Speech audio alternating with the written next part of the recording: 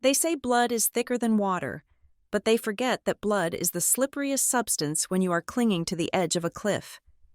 Real loneliness is realizing the family you sacrificed your youth for values, your life less than a party ticket. I had to die and come back to learn that sometimes. Cutting the umbilical cord a second time is when you are truly born. My name is Annette Hollings, and I'm 32 years old. If you looked at my biography on the Vanguard Solutions website, you would see a portrait of a sharp, confident woman with a perfectly tailored blazer and a smile that suggests I know exactly how to navigate a corporate crisis. As the director of strategy for one of Chicago's most aggressive crisis management firms, my job is to walk into burning buildings, metaphorically speaking, and convince everyone that the flames are actually a deliberate interior design choice. I spin disasters into opportunities. I manage chaos. I am the person everyone calls when the walls are closing in. But nobody tells you that the person who holds up the sky eventually gets crushed by the weight of it. My reality is not the glossy headshot on the company website. My reality is a calendar that is color-coded into 15-minute intervals, starting at 4 in the morning and ending whenever my body simply refuses to process another email. Usually around 10 at night. I work 18 hours a day. I live on 4 shots of espresso, dry toast, and the adrenaline of constant, low-level panic. I have dark circles under my eyes that no amount of luxury concealer can hide, and a permanent knot of tension at the base of my skull that feels like a rusted iron hook digging into my spine. I am a widow. That is the label that hangs over me when I walk into the boardroom, and it is the shadow that follows me home. Mark died 2 years ago. Pancreatic cancer took him with a speed that felt like a robbery. One day we were planning our summer vacation to Lake Michigan, and 3 months later, I was picking out a casket. He left me with a broken heart, a mountain of medical bills that I decimated through sheer force of will, and 2 beautiful, demanding, exhausting reasons to stay alive, Leo, who is 5, and Sophie, who is 3. They are the only pure things in my life. Everything else is a transaction, especially my family. It is a terrible thing to admit, but I started seeing my parents, Robert and Linda Pearson, and my younger brother, Caleb, not as relatives, but as liabilities on a balance sheet. Caleb is 28 years old. By most standards, he should be a functioning adult in the Pearson household. However, Caleb is the golden child, a misunderstood genius whose potential is so vast it apparently cannot be contained by a traditional 9-to-5 job. He calls himself a content creator. He wants to be an influencer. What this actually means is that he spends his days filming TikTok dances in the living room of the house I pay for, wearing clothes I bought, eating food I stocked in the refrigerator. I am the bank. I am the safety net. I am the retirement plan. Every month, a significant percentage of my salary disappears into the black hole of my parents' expenses. I pay their mortgage. I pay their utility bills. I pay the premiums on their health insurance. I pay the minimum payments on Caleb's credit cards because my mother cries and says that bad credit will ruin his future. I want to ask, what future? The future where he finally goes viral for unboxing sneakers I paid for. But I never ask. I just pay. I pay because it is easier than fighting. I pay because I was raised to be the good daughter, the responsible one, the one who does not make a fuss. Last Tuesday was the perfect example of how this dynamic destroys you, $1 at a time. I was in the middle of a high-stakes meeting with a pharmaceutical client whose stock was plummeting. My phone buzzed on the mahogany table. It was my father. I sent it to voicemail. It buzzed again immediately, then a third time. In my line of work, 3 calls in a row means someone is dead or the building is on fire. I excused myself, my heart hammering against my ribs, and stepped into the hallway. Dad. Is everyone okay? Are the kids okay? I asked, my voice trembling. Annette, thank God. His voice was breathless, panicked. It is a disaster, a total disaster. What happened? I leaned against the cold glass of the window, looking down at the gray Chicago streets. The roof, he said. The heavy rain last night, it finally gave way. There is water pouring into the master bedroom. Annie, it is ruining the hardwood floors. I have a contractor here now, and he says he needs to do an emergency patch and seal the whole thing, or the ceiling might collapse. I pinched the bridge of my nose, trying to ward off the headache that was already blooming behind my eyes. Okay, how much is it? $5,000, he said. The number came out quickly, rehearsed. He needs cash or a direct transfer today to buy the materials. You know we don't have that kind of liquidity right now. Honey, not with your mother's therapy bills. $5,000. That was not a small amount. That was Leo's tuition for his private kindergarten for the next 2 months. But I could hear the stress in his voice. I could imagine the water damaging the house I grew up in, the house I was essentially paying to maintain. Send me the contractor's Venmo, I said, defeated. I will transfer it from my savings. You are an angel, Annie, a lifesaver. Send it to my account, and I will write him a check. He is old school, my father said. I was about to hang up, to go back to saving a pharmaceutical company from its own negligence. When I heard it, it was faint, in the background, but my hearing has always been sharp. It was a voice over a loudspeaker, paging Mr. Henderson to the finance office, Mr.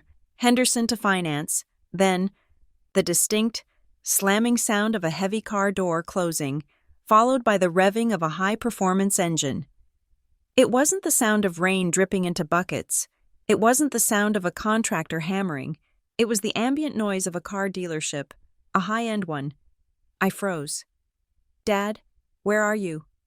I told you, I am home. I have to go. The bucket is overflowing. Please hurry with the transfer. Annie, love you. The line went dead. I stood there in the hallway of the 42nd floor, gripping my phone until my knuckles turned white. He was lying. There was no leak. Or if there was, it was not the priority. He was at a dealership. He was probably looking at that vintage convertible he had been talking about for months. Or maybe a new SUV, because the 3-year-old one they had was riding a little rough. I knew it. I knew I was being scammed by my own father, and yet, I opened my banking app. I stared at the balance. I thought about calling him back and screaming. I thought about driving over there and confronting him. But then I looked at the time. I had 10 minutes to finish reviewing the crisis strategy. I had to pick up Leo and Sophie at 6. I had to make dinner. I had to finish a report by midnight. I did not have the time to fight. I did not have the energy to deal with my mother sobbing if I said no, or her guilt trips about how they sacrificed everything to raise me. I typed in $5,000. I hit send. I bought my piece. It was an expensive piece, but it was the only kind I could afford. That night, the physical toll of my choices hit me like a freight train. It started with a shimmer in my peripheral vision, a jagged line of light that signaled a migraine. I took 3 extra-strength Excedrin and washed them down with lukewarm coffee. My hands were shaking as I typed. My chest felt tight, a dull ache that I told myself was just anxiety, just stress, just the cost of doing business. I was 32. I told myself I was young, I could handle this. But the mirror told a different story. When I brushed my teeth that night, I looked at the woman staring back at me. Her skin was gray. Her eyes were dull, void of the spark that used to be there when Mark was alive.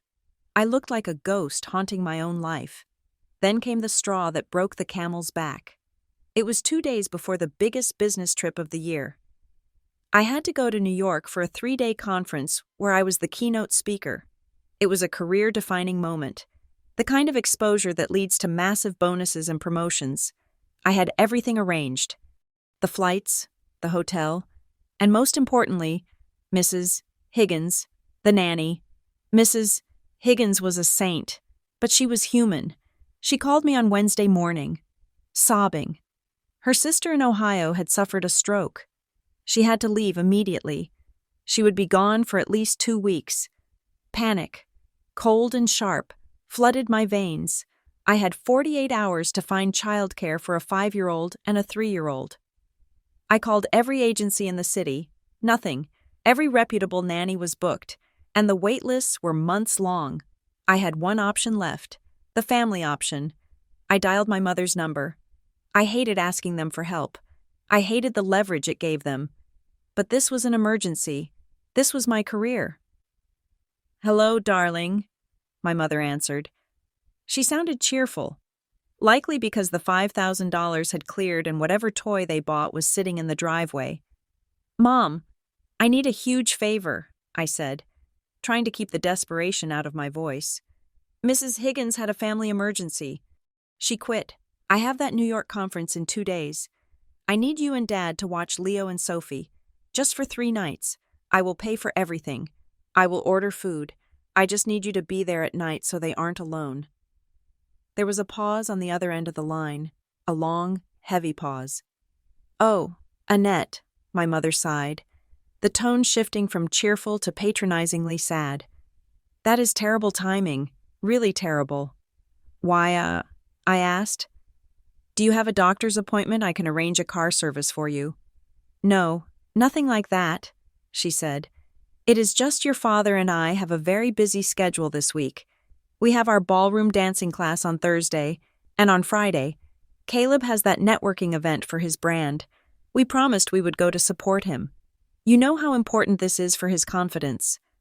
I blinked, trying to process the words. "Mom, I am the keynote speaker at a national conference. This is my job. This is how I pay for your mortgage. This is how I paid for the car Dad bought yesterday." "We did not buy a car," she lied, too quickly.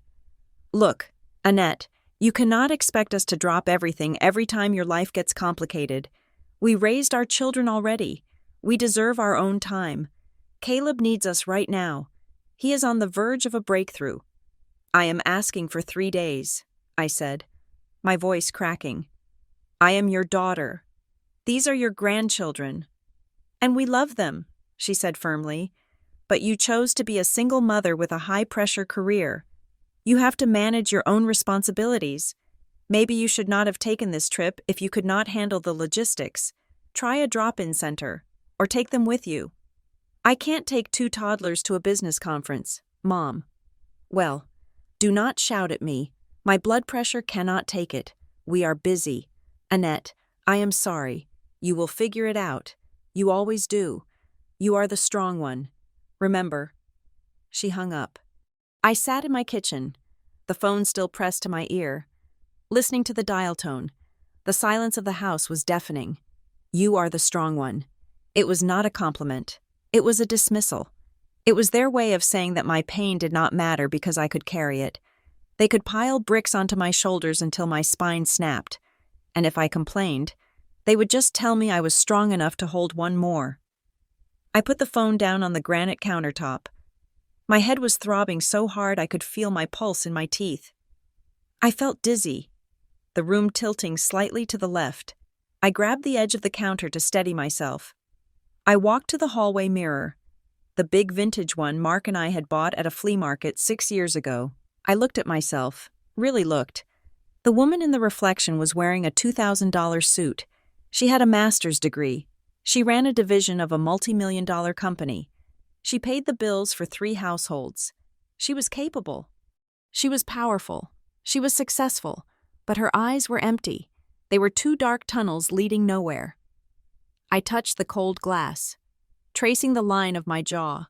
I looked exhausted, not just sleepy, but soul-tired. I looked like a woman who was being eaten alive, bite by tiny bite, by the people who were supposed to love her. "When," I whispered to the empty house, "when do I get to rest?" The reflection did not answer. It just stared back, pale and trembling. Unaware that the real crash was not happening in the stock market or the boardroom, the real crash was coming for me, hurtling down an icy road in the middle of a Chicago winter, and no amount of money or strategy was going to stop it. The snow was not falling, it was driving. It came in horizontal sheets, white and relentless, turning the highway into a blurring tunnel of gray. The windshield wipers slapped back and forth in a frantic rhythm, but they were losing the battle against the Chicago winter. Slap, slap, slap. The sound was hypnotic. It dug into the headache that had been pulsing behind my eyes for 3 days straight. I gripped the steering wheel until my leather gloves creaked. My knuckles were white underneath the fabric. The dashboard clock glowed a soft green. It was 11 at night. I should have been in bed. Leo and Sophie should have been in their own beds hours ago. Instead, we were crawling down Interstate 94 at 30 miles an hour because the 24-hour drop-in center was halfway across the city. It was the only place I could find at the last minute after my mother refused to help. I glanced in the rearview mirror. It was dark, but I could see the outlines of their car seats. Leo's head was lolling to the side, his mouth slightly open. Sophie was clutching her stuffed rabbit. Her breathing even and deep. They were safe. They were warm. I had paid a small fortune for those car seats. Top-of-the-line models imported from Sweden with side impact protection that cost more than my first car. At the time, my father had laughed and called me paranoid. He said I threw money away on things that did not matter. I forced my eyes back to the road. My eyelids felt like they were made of lead. Every time I blinked, it took a fraction of a second longer to open them again. The exhaustion was a physical weight. A heavy blanket pressing down on my chest. I had been awake for 19 hours. I had spent the day putting out fires at the office, apologizing to clients, and trying to focus while guilt ate away at my stomach. I was a bad mother. That was the thought looping in my brain. A bad mother drags her children through a blizzard at midnight because she cannot balance her life. Focus. Annette. I shook my head, trying to clear the fog. The road ahead was a sheet of black ice disguised by the fresh powder. The taillights of the car in front of me were blurry red streaks. I needed coffee. I needed sleep. I needed to not be alone. Then I saw it. It happened in slow motion. That is a cliché, but it is the only way to describe the way the universe deconstructs itself in a crisis. In the oncoming lane, a pair of headlights sat too high off the ground. They were blindingly bright, cutting through the snow like searchlights. They were not moving straight. They were drifting. The semi-truck had hit a patch of ice. I saw the cab twist. I saw the massive trailer jackknife, swinging out like a scythe meant to harvest wheat. It crossed the median. It smashed through the concrete barrier as if it were made of styrofoam. Debris exploded into the air. Concrete chunks, snow, metal. The truck was coming right at me. My brain shouted the command, turn, brake, move, but my body was too slow. The fatigue had stolen my reflexes. My foot moved toward the brake pedal, but it felt like I was moving through molasses. My hands yanked the wheel to the right, toward the ditch, toward anything that was not the grill of that mechanical monster. It was not enough. The impact was not a sound. It was a sensation that vibrated through every bone in my body. It was the end of the world. Metal screamed. It was a high-pitched, tearing shriek that sounded like a living thing dying. Glass exploded inward. A diamond shower that coated everything in an instant. The airbag detonated. It punched me in the face with the force of a heavyweight boxer, snapping my head back. The smell of burning chemicals and hot rubber filled my nose, choking me. The world spun. Gravity disappeared. The SUV was thrown sideways, skidding, rolling, grinding against the asphalt. Then, there was the second impact. We hit something solid. A wall, a guardrail, another car. I did not know. I just felt the crushing weight of the engine block being pushed back toward me. I felt the dashboard collapse onto my legs. Snap. The sound was dry and loud, like a tree branch breaking in a storm. It came from my own body. Then, silence. It was a terrible, heavy silence. The wind howled outside, but inside the twisted metal cage, everything was dead. The engine had stopped. The heater had stopped. The only sound was the hissing of steam from the radiator and the ticking of cooling metal. I tried to breathe. I could not. My chest was compressed. The seatbelt, which had saved my life, was now a vice grip crushing my ribs. I gasped, sucking in air that tasted like blood and dust. "Leo," I croaked. My voice was a whisper. "Sophie." Silence from the back seat. The terror that washed over me then was worse than the impact. It was a cold, black wave that drowned out the pain. "Leo!" I screamed, but it came out as a gargle. Blood was in my mouth. It was warm and metallic. I tried to move. I tried to turn my head. A jagged bolt of lightning shot down my spine, white-hot and paralyzing. I gasped, tears springing to my eyes. I looked down. My legs were gone. No, they were not gone. They were buried. The dashboard had crumpled inward.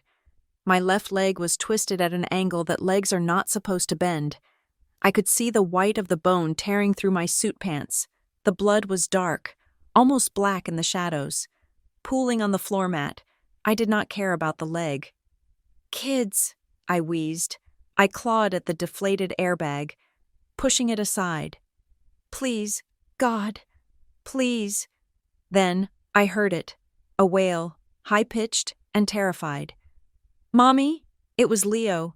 Then Sophie joined in. A siren of fear. They were crying. They were loud. They were alive. I let my head fall back against the headrest, sobbing with relief. The pain in my body exploded then. Rushing in now that the adrenaline was fading, my vision blurred, black spots danced in front of my eyes. The cold was creeping in through the shattered window. The blizzard was coming inside. "I am here," I whispered, though I knew they could not hear me over their own screams. "Mommy is here." I do not know how much time passed. It could have been 2 minutes. It could have been 20.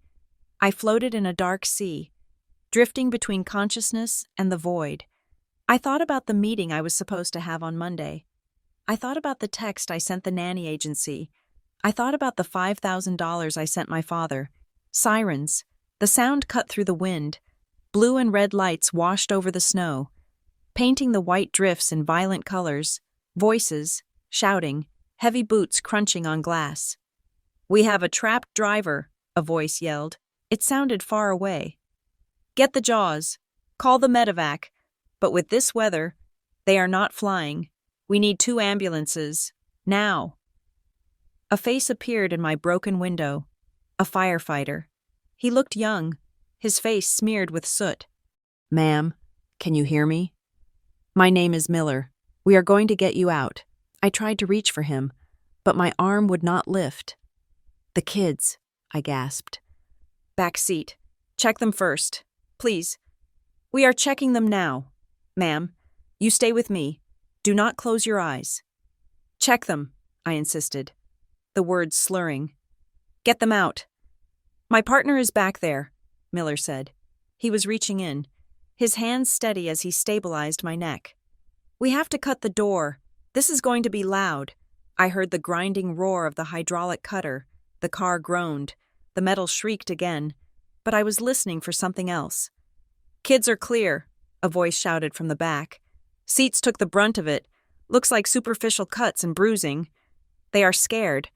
But they are okay. Repeat. Kids are stable." The expensive Swedish seats. I closed my eyes, a tear tracking through the blood on my face. My parents had called me wasteful. I had just bought my children's lives. "Ma'am, we are moving you now," Miller said. "On 3, 1, 2, 3. The pain was absolute. It was a white, blinding light that erased the world. I must have screamed. But I do not remember it. I remember the sensation of being pulled from the wreckage, the biting cold of the winter air hitting my skin, and then the sudden warmth of the ambulance. I was lying on a stretcher. Everything was bright, too bright. "BP is dropping fast," a woman's voice said. She was hovering over me, cutting my blazer open with shears. 80/40. My heart rate is 130. We have massive trauma to the lower extremities. "Abdomen is rigid," another voice added.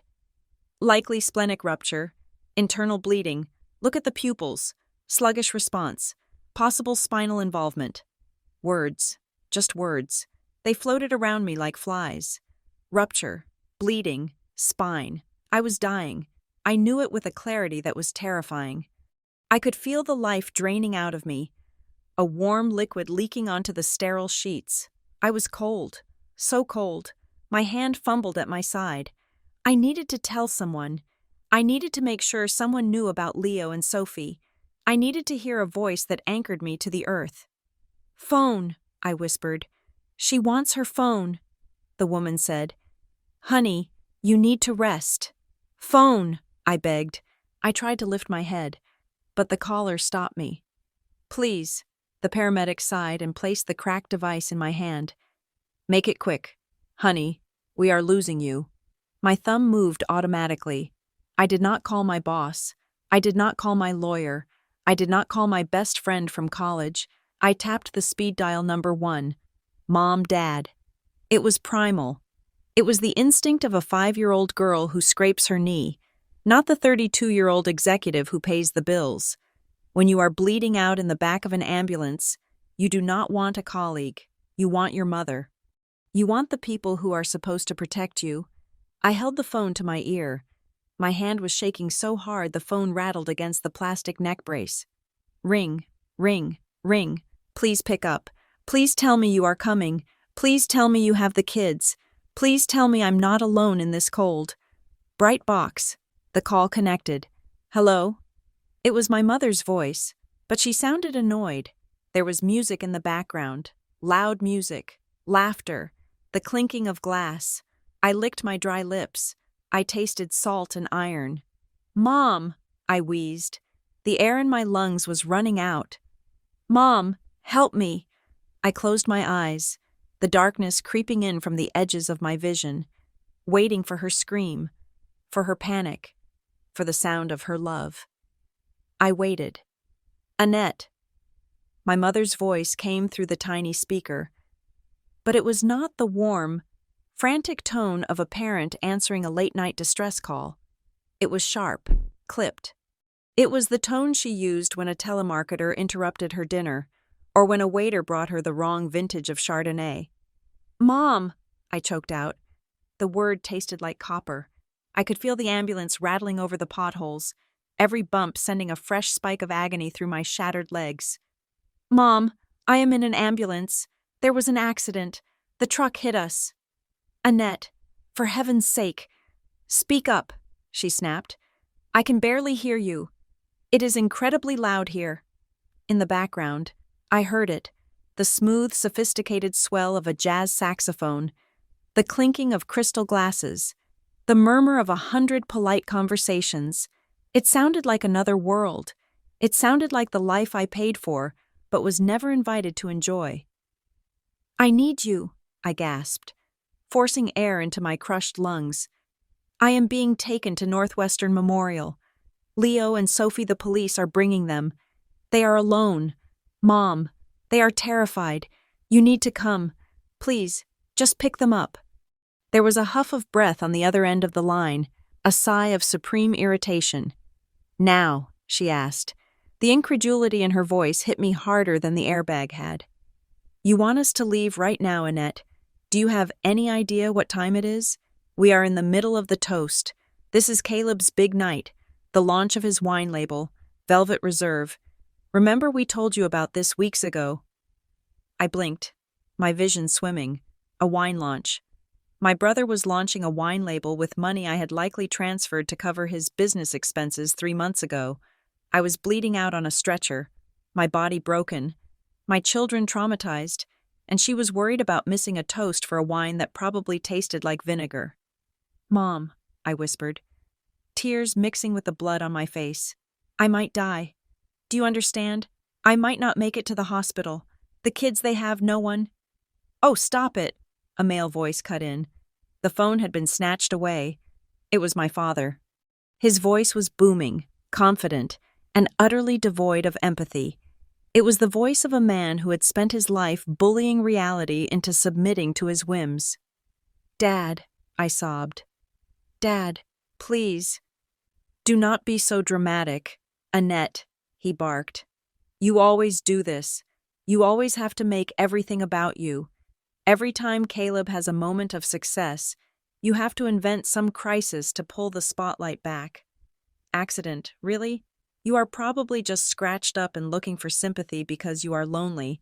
I can see my bone, I said, my voice trembling. My leg, the bone is sticking out. Gross, he said, dismissively. Look, we cannot leave. The investors are here. This is a huge opportunity for your brother.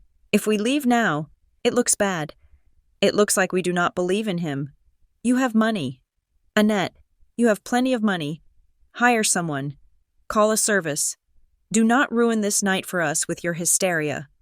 But the kids. The kids are fine. He shouted over the rising jazz music. They are resilient. Stop using them as pawns. Handle it yourself. You are the CEO or whatever. Right? Act like it. I heard a burst of laughter in the background. It was Caleb. I knew that laugh. It was the laugh of someone who had never faced a consequence in his life. Hey everyone, I heard Caleb shout, his voice slurred with alcohol. To the Pearsons, the kings of Chicago. We have to go, my father said to me, his tone final. Call us tomorrow when you have calmed down and stopped being so selfish. Click, the line went dead. I lay there, the phone still pressed to my ear, the silence of the disconnection louder than the sirens wailing outside. The paramedic, a woman with kind eyes and a name tag that read, Sarah, was staring at me. She had been checking my vitals, but now her hands were frozen. She had heard, in the tight confines of the ambulance, she had heard every word. She looked horrified. Not at my injuries, but at the conversation. I let the hand holding the phone drop to my chest. I felt cold, not the cold of the winter air, or the cold of blood loss. This was a different kind of cold. It started in the center of my chest, right where my heart was beating its frantic, dying rhythm, and spread outward, freezing my veins. They did not care. It was not just that they were busy. It was not just that they were selfish. It did not matter. I was a resource. I was an ATM. I was a problem solver. But I was not a daughter. And my children were not their grandchildren. They were inconveniences that threatened to interrupt a party. The phone in my hand buzzed. The screen lit up, glowing bright in the dim ambulance. I lifted it, my vision blurring, but the text was short enough to read. It was from my mother. Do not ruin Caleb's night. Handle it yourself. You are the burden and the biggest nuisance of this family.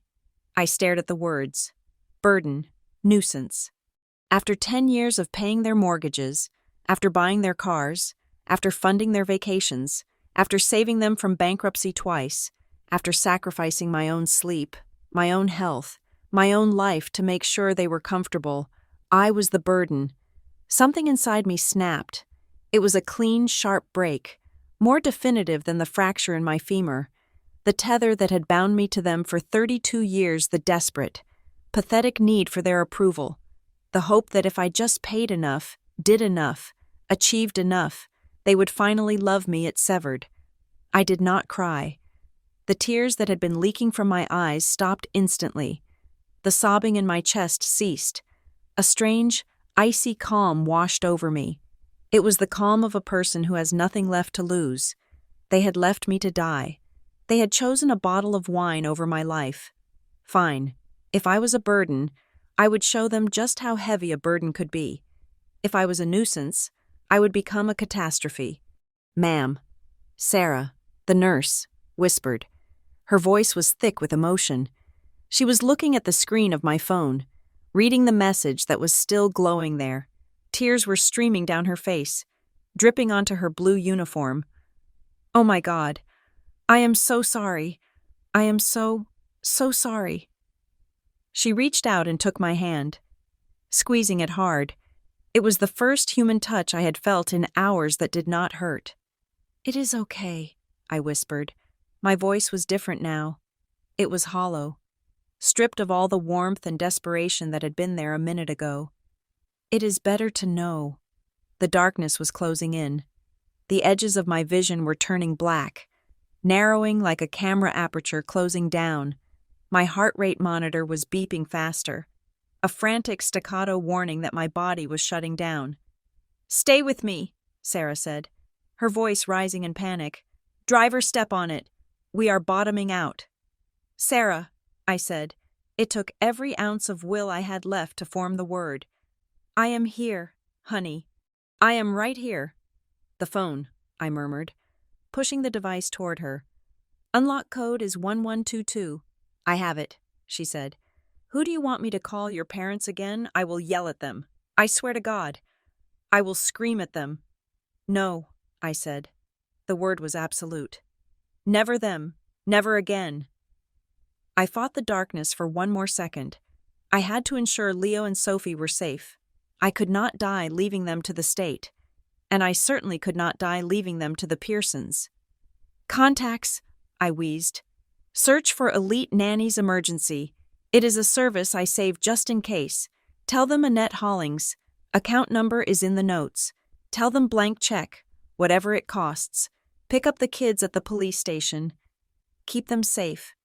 Until I will do it, Sarah promised, her grip on my hand tightening. I am calling them right now. I will not leave your side until I know they are safe. I promise you. Thank you, I breathed. The blackness rushed in then, sweeping over me like a tidal wave. The sound of the siren faded into a long, distant hum. The pain in my legs vanished. The anger, the betrayal, the heartbreak had all dissolved into the void. But as the last spark of consciousness flickered out, one thought remained, burning bright and cold in the darkness. It was not a prayer. It was not a fear. It was a vow. If I wake up, I thought, as the abyss swallowed me whole, if I wake up, I'm going to burn their world to the ground. Then, there was nothing, no light, no sound, just the cold, hard silence of the end. Or perhaps, the beginning. Waking up was not like in the movies. There was no sudden gasp for air, no dramatic sitting up in bed with sweat pouring down my face. It was a slow, agonizing crawl out of a deep, black well. First came the sound. It was the rhythmic, mechanical beeping of a machine, a steady tempo that seemed to be the only thing tethering me to the world of the living. Then came the smell, antiseptic, bleach, and the faint, metallic scent of old blood. Finally, there was the pain. It was not localized. It was a heavy, suffocating blanket that covered every inch of my body, a dull throb that sharpened into a scream whenever I tried to twitch a muscle. I opened my eyes. The light was blinding. It pierced through my retinas like needles. I blinked, tears leaking from the corners of my eyes, until the world slowly came into focus. White ceiling, white walls, white sheets. I was in a recovery room. The clock on the wall said it was 4 a.m. I tried to speak, but my throat felt like it had been scrubbed with sandpaper. I had been intubated. I knew that sensation. I moved my tongue, tasting the bitterness of anesthesia. Water, I croaked. It was barely a whisper. I turned my head to the right, ignoring the sharp protest of my neck muscles. I expected to see a face. My mother's face.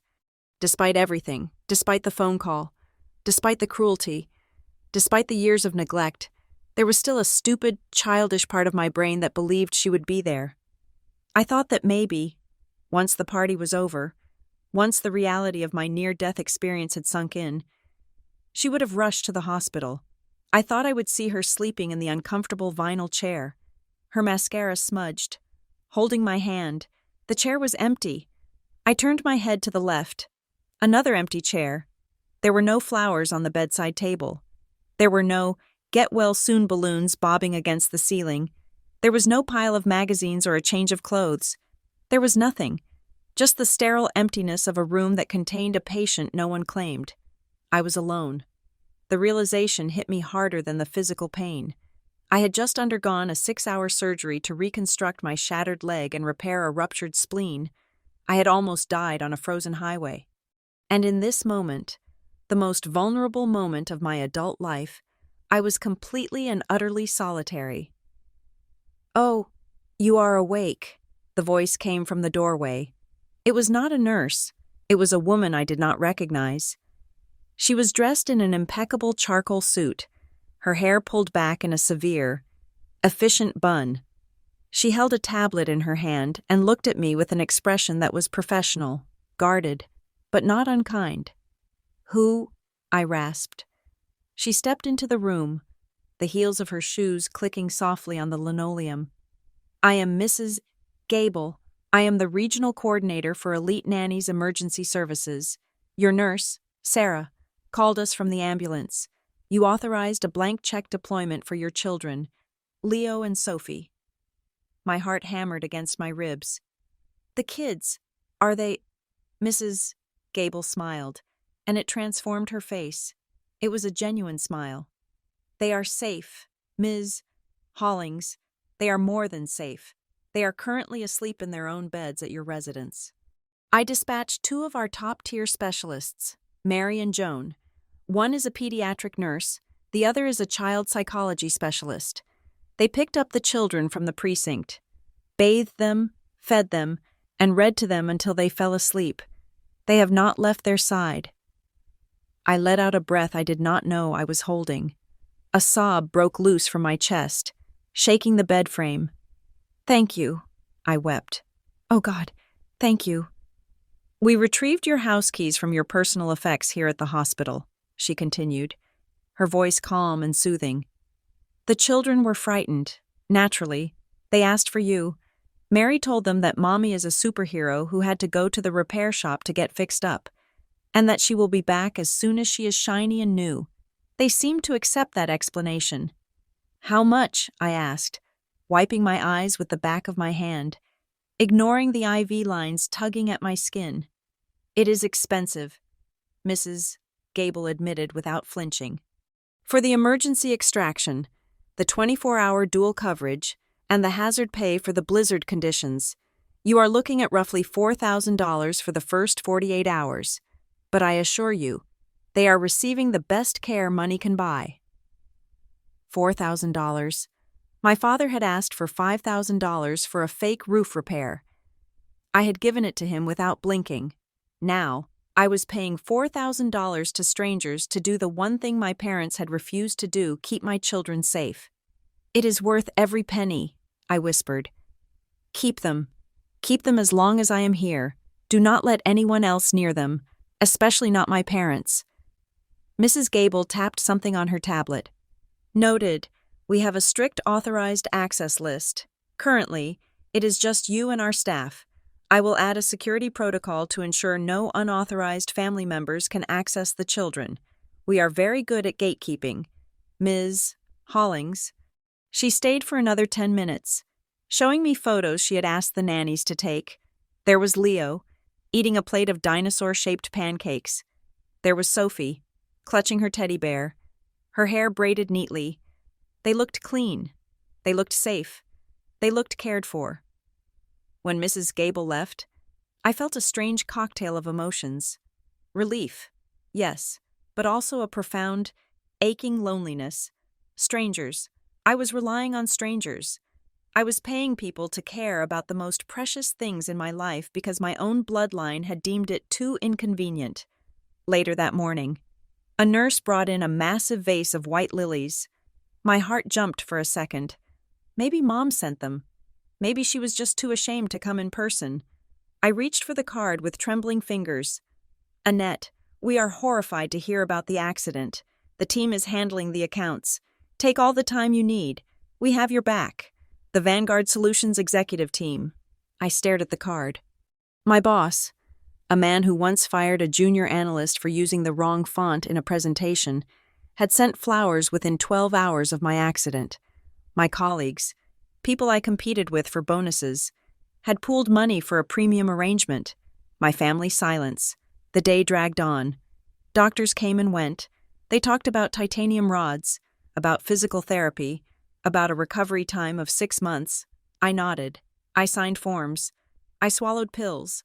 But my mind was fixed on the phone sitting on the bedside table. I did not call them. I refused to call them. I was testing them. I suppose. I was giving them one last chance to be human. Every time the phone buzzed, I looked. It was a text from the nanny, a text from my assistant, a spam email. Never them.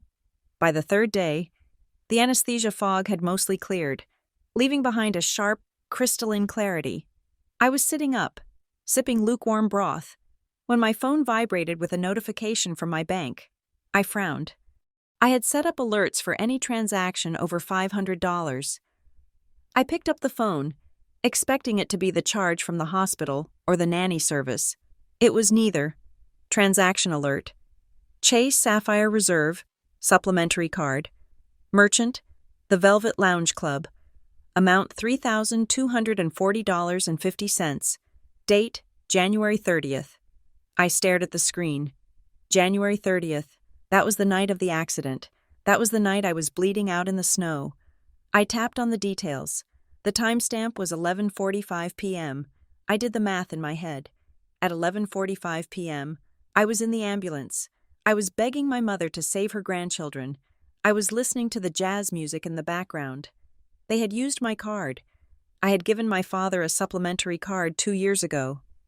For emergencies, I had said. For prescriptions. For groceries if you run short. They had used it to pay for the bottle service at Caleb's launch party. The realization hit me like a physical blow to the gut. While I was lying on a stretcher, thinking I was taking my last breath, my father was handing a waiter a piece of plastic with my name on it to pay for champagne.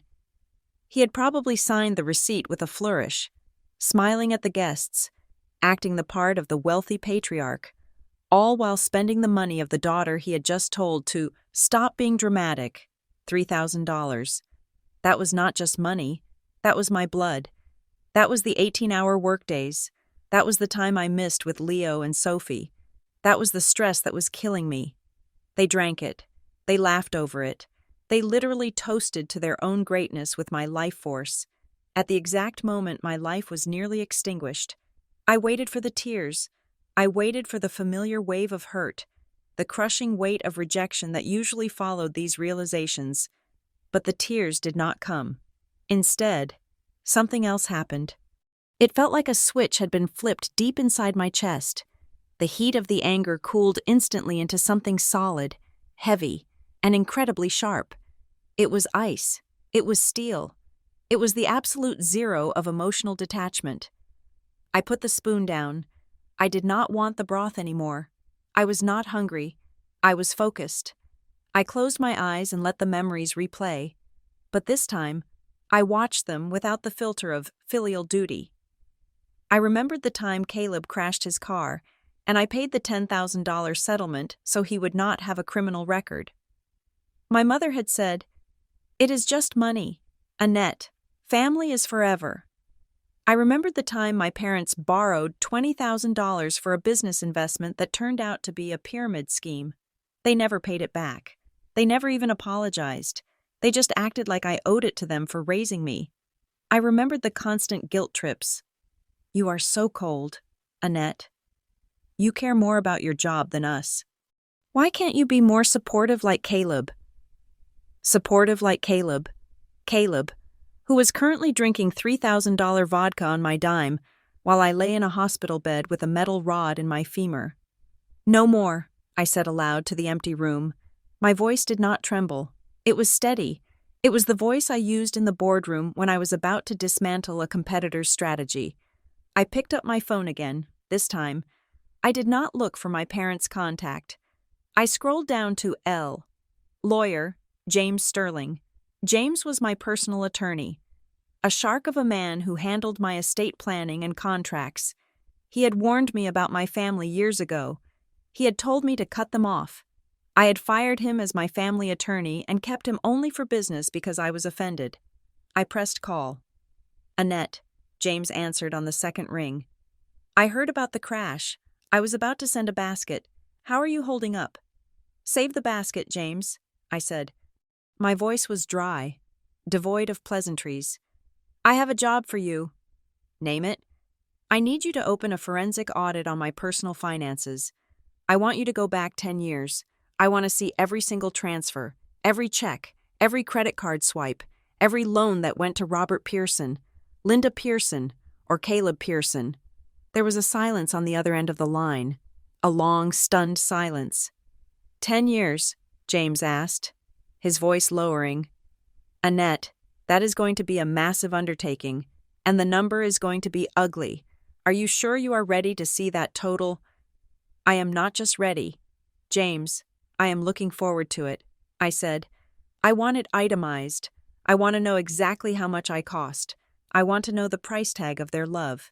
And James, "Yes. Freeze the supplementary cards. All of them. Cancel the standing orders for their mortgage and utility payments. Contact the bank and flag any transaction from them as fraudulent if it happens after today. This is a declaration of war. Annette, James warned. They are going to come after you. They are going to scream. Let them scream, I said, looking at the white wall. I have been screaming for 3 days. No one heard me.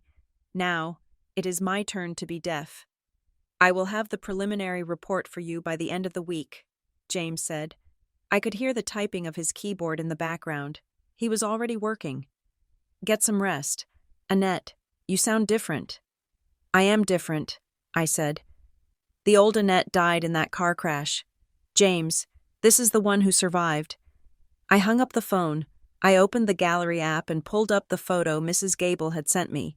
Leo and Sophie were sitting at the kitchen table, grinning at the camera with syrup on their faces. They looked happy. They looked unburdened. They did not know that their mother was broken. They did not know their grandparents were monsters. I traced their faces on the cold glass of the screen. I promise you, I whispered to the digital image. I promise you, I will never let you feel this cold. I will build a fortress around you. I will fill it with so much love and security that you will never, ever have to buy it from anyone. I locked the phone and placed it face down on the table. The pain in my leg was throbbing again, a rhythmic reminder of my mortality. But for the first time in my life, the pain in my heart was gone. It had been cauterized. I lay back against the pillows and waited.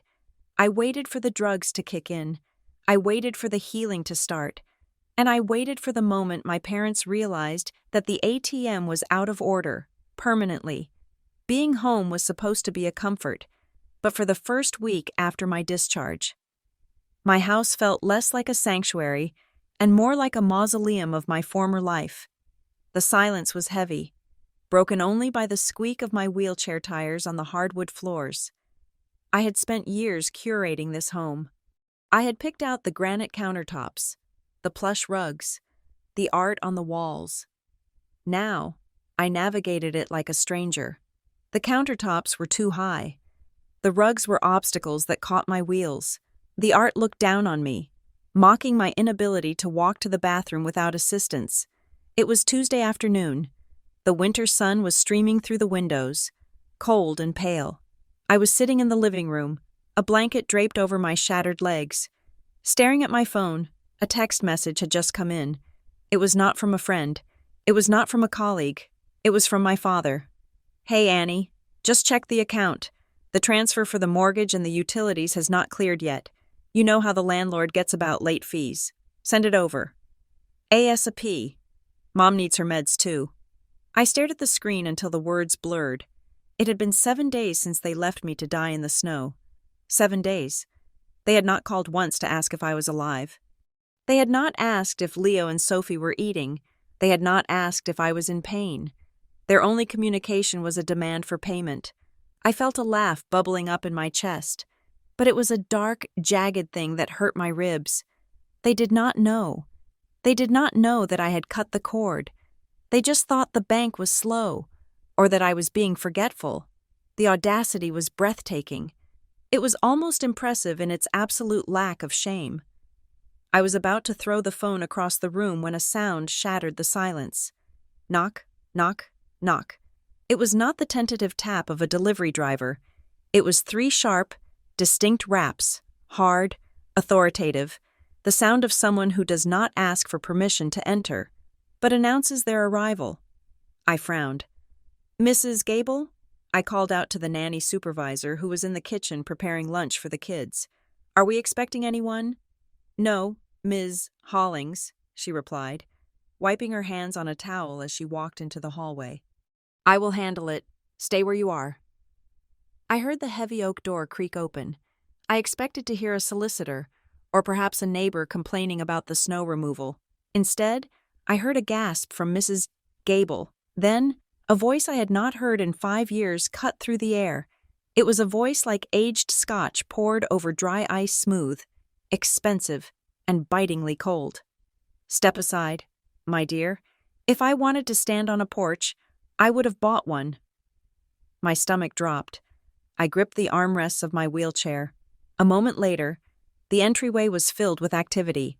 First came a chauffeur, a mountain of a man in a black uniform, carrying 2 large medical cases.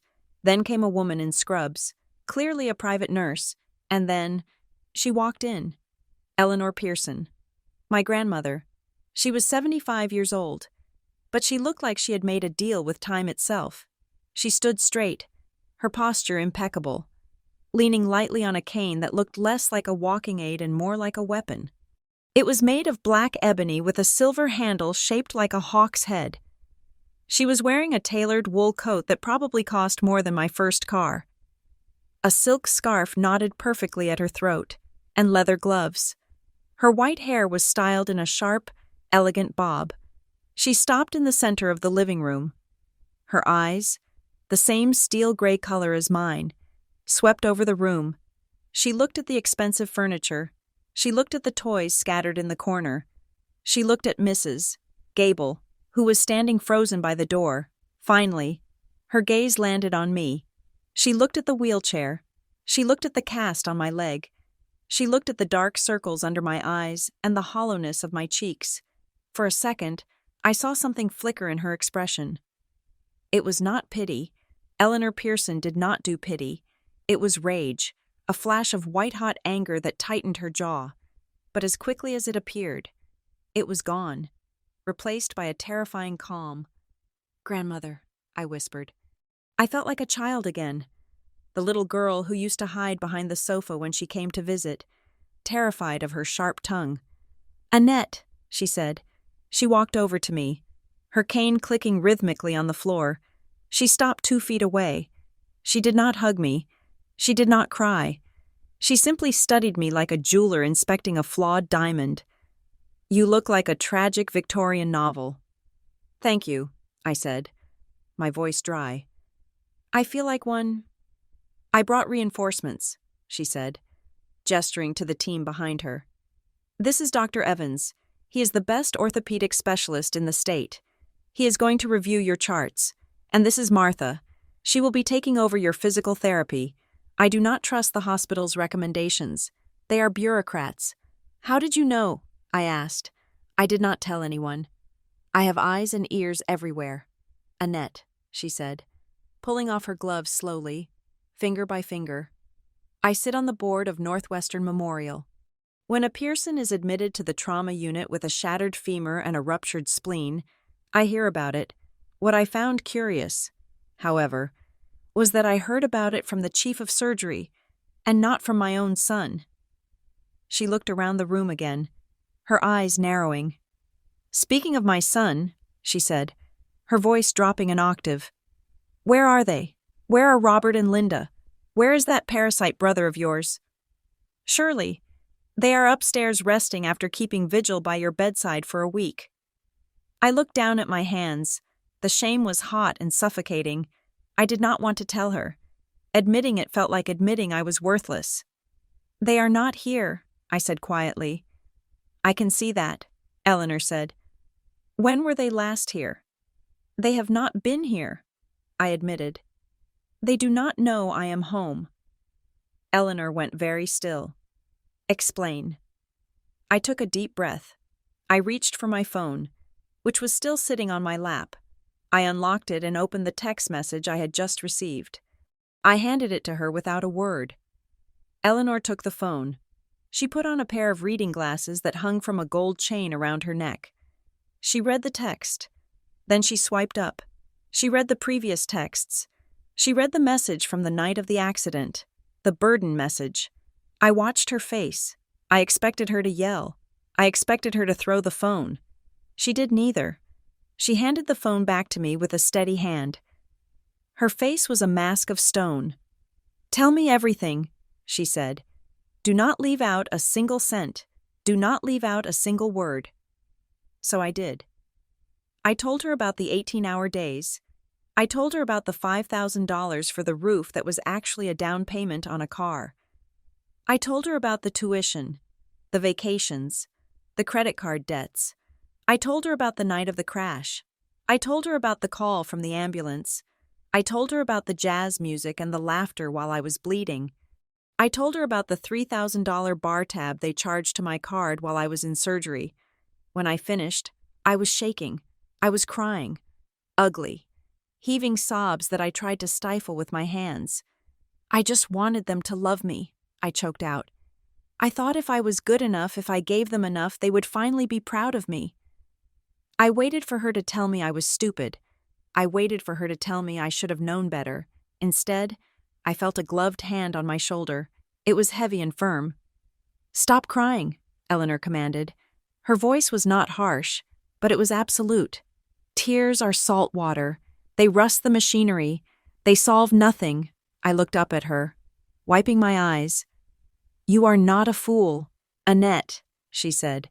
"You are a victim of a long con. You just did not realize the con artists were the people who gave birth to you."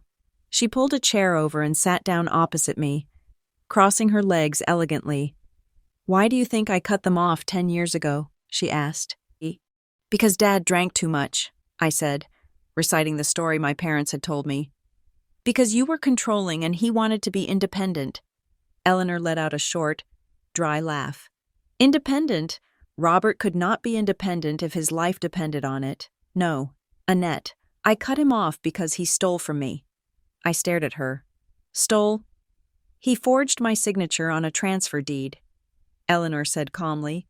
"He tried to liquidate my retirement portfolio, $2 million. He wanted to invest it in some swampland in Florida. I caught him just in time.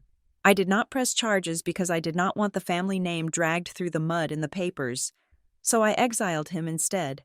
I told him if he ever came near me or my accounts again, I would put him in prison." My mouth fell open. "He told me you abandoned him because he married Mom." "He lied," Eleanor said. "He is a liar, and your mother is an enabler who loves the lifestyle he cannot afford. And Caleb is the monster they created together." She leaned forward, her eyes locking onto mine. "I stayed away from you because I knew if I intervened, you would defend them," she said. "You were brainwashed. You thought you were the savior. I knew you had to see their true faces yourself. I just did not think it would cost you a leg to do it." She reached out and tapped the cast on my leg with her cane. "Does it hurt?" she asked. "Yes," I said. "Good," she said. "Remember that pain. Let it sear into your memory. Every time you feel a twinge of guilt. Every time you think about forgiving them. I want you to remember that bone snapping. I want you to remember that while you were screaming, they were drinking champagne." She stood up and walked to the window, looking out at the snow-covered driveway. "I am moving in," she announced. "What?" "I am moving in. For the duration of your recovery. My driver is bringing my bags. My cook is coming tomorrow. Your nannies seem competent, but you need a head of household, and you need protection." She turned back to me. The afternoon sun caught the silver handle of her cane, making it gleam. "I have money, Annette, more money than your father could ever dream of stealing. I have lawyers who eat men like him for breakfast.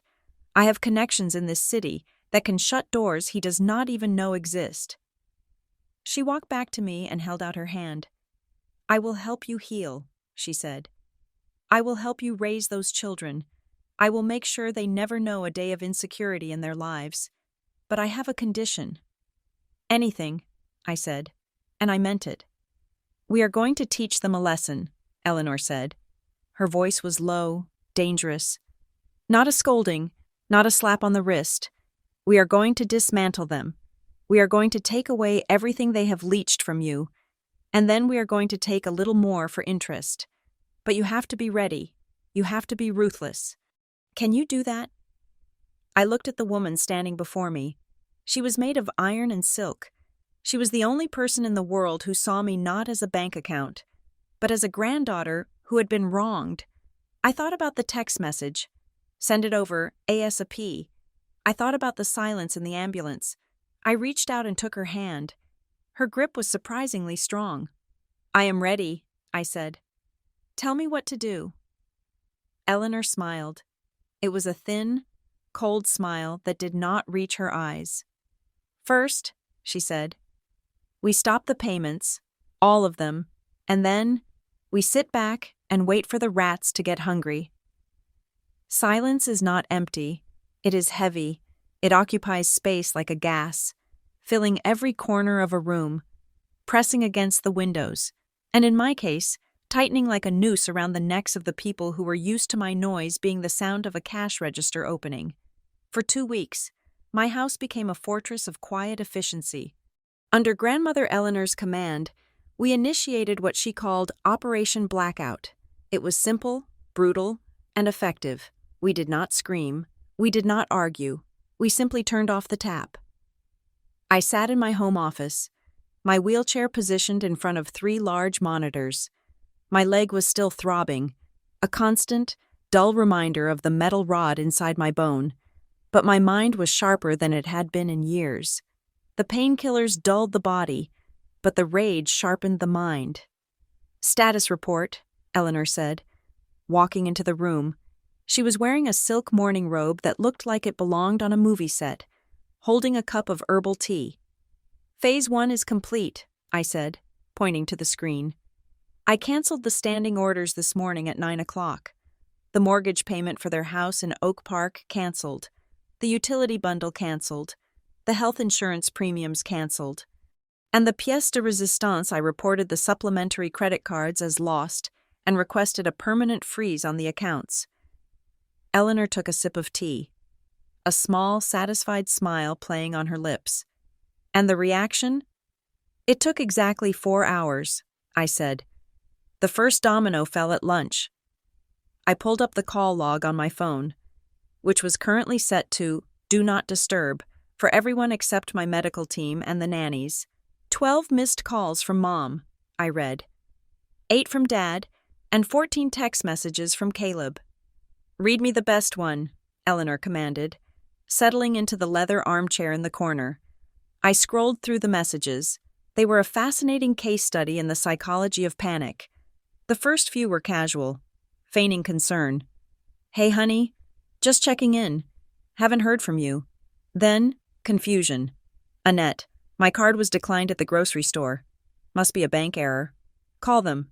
Then, the anger. "Here is a gem from Caleb," I said, reading from the screen. "Sent at 2 in the morning. Are you kidding me? I am at the Sapphire Room with investors. My card just got cut in half by the bartender. You are humiliating me. Turn it back on right now, or I am telling Mom." "He is telling Mom." Eleanor chuckled darkly. "He is 28 years old, and his threat is to tell his mother. Pathetic." "And here is one from Dad. Sent 10 minutes ago," I continued. "You are being incredibly selfish. Annette, we know you are home. If you are mad about the accident, grow up. People get in accidents all the time. Do not punish us for your bad driving. We have bills to pay." "My bad driving," I repeated, the words tasting like ash in my mouth. "A truck hit me." "They rewrite history to suit their narrative," Eleanor said. "Ignore them. Let them sweat. What is the total?" I turned back to the monitors. For the past week, with the help of James Sterling and a forensic accountant named Mr. Wu, we had been building what I called the financial indictment. It was a spreadsheet that spanned 10 years. Every line item was a dollar amount I had spent on them. "It is worse than I thought," I said softly. I projected the spreadsheet onto the main screen. The final number at the bottom was highlighted in red. $1,542,380, I said. Eleanor let out a low whistle. $1.5 million. You could have bought a private island. You could have retired. "It is not just the big things," I said, pointing to the breakdown. "Look at this. The business loans for Dad's consulting firm that never existed, $200,000. The tuition for Caleb's 4 different college attempts, $150,000. But it is the small things that add up. The weekly grocery runs where Mom forgot her wallet, the car repairs, the clothes, the dinners, and the fraud," Eleanor added. "Do not forget the fraud." "James found it yesterday," I confirmed. 3 years ago, Dad forged my signature to co-sign a loan for a boat, I did not even know they had a boat. They do not, Eleanor said. They sold it 2 months later and kept the cash. It is a classic laundering technique for the incompetent. The realization that I had been not just a daughter, but a mark, was no longer painful. It was fuel. I looked at that number 1.5 million, and I did not see money. I saw the hours I missed with Leo. I saw the stress wrinkles on my forehead. I saw the years of my life I had traded to keep them in a lifestyle they did not earn. They are coming here, I said, glancing at the security feed on the third monitor. They are at the gate. On the grainy black and white screen, I saw my parents' SUV, the one I paid the lease on, pulling up to the front gate of my property. My father jumped out, his face red even through the camera lens. He was pounding on the intercom box. My mother was standing behind him, waving her arms. They are early, Eleanor noted, checking her watch. I expected them by dinner time. They must be desperate. What do we do? I asked. My heart rate spiked, a reflex of old fear. If they get in. They will not get in, Eleanor said firmly. She picked up her phone and dialed a number. Captain Reynolds, they are at the gate. Execute the protocol. I watched the screen. 2 uniformed men, private security guards Eleanor had hired, stepped out of the guardhouse. They were large, imposing, and completely uninterested in my father's shouting. I turned up the volume on the monitor so we could hear the audio feed. Open this gate, my father was screaming. My daughter is in there.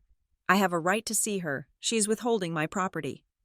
Sir, you need to step back, the guard said calmly. I am Robert Pearson. I am her father. Mr.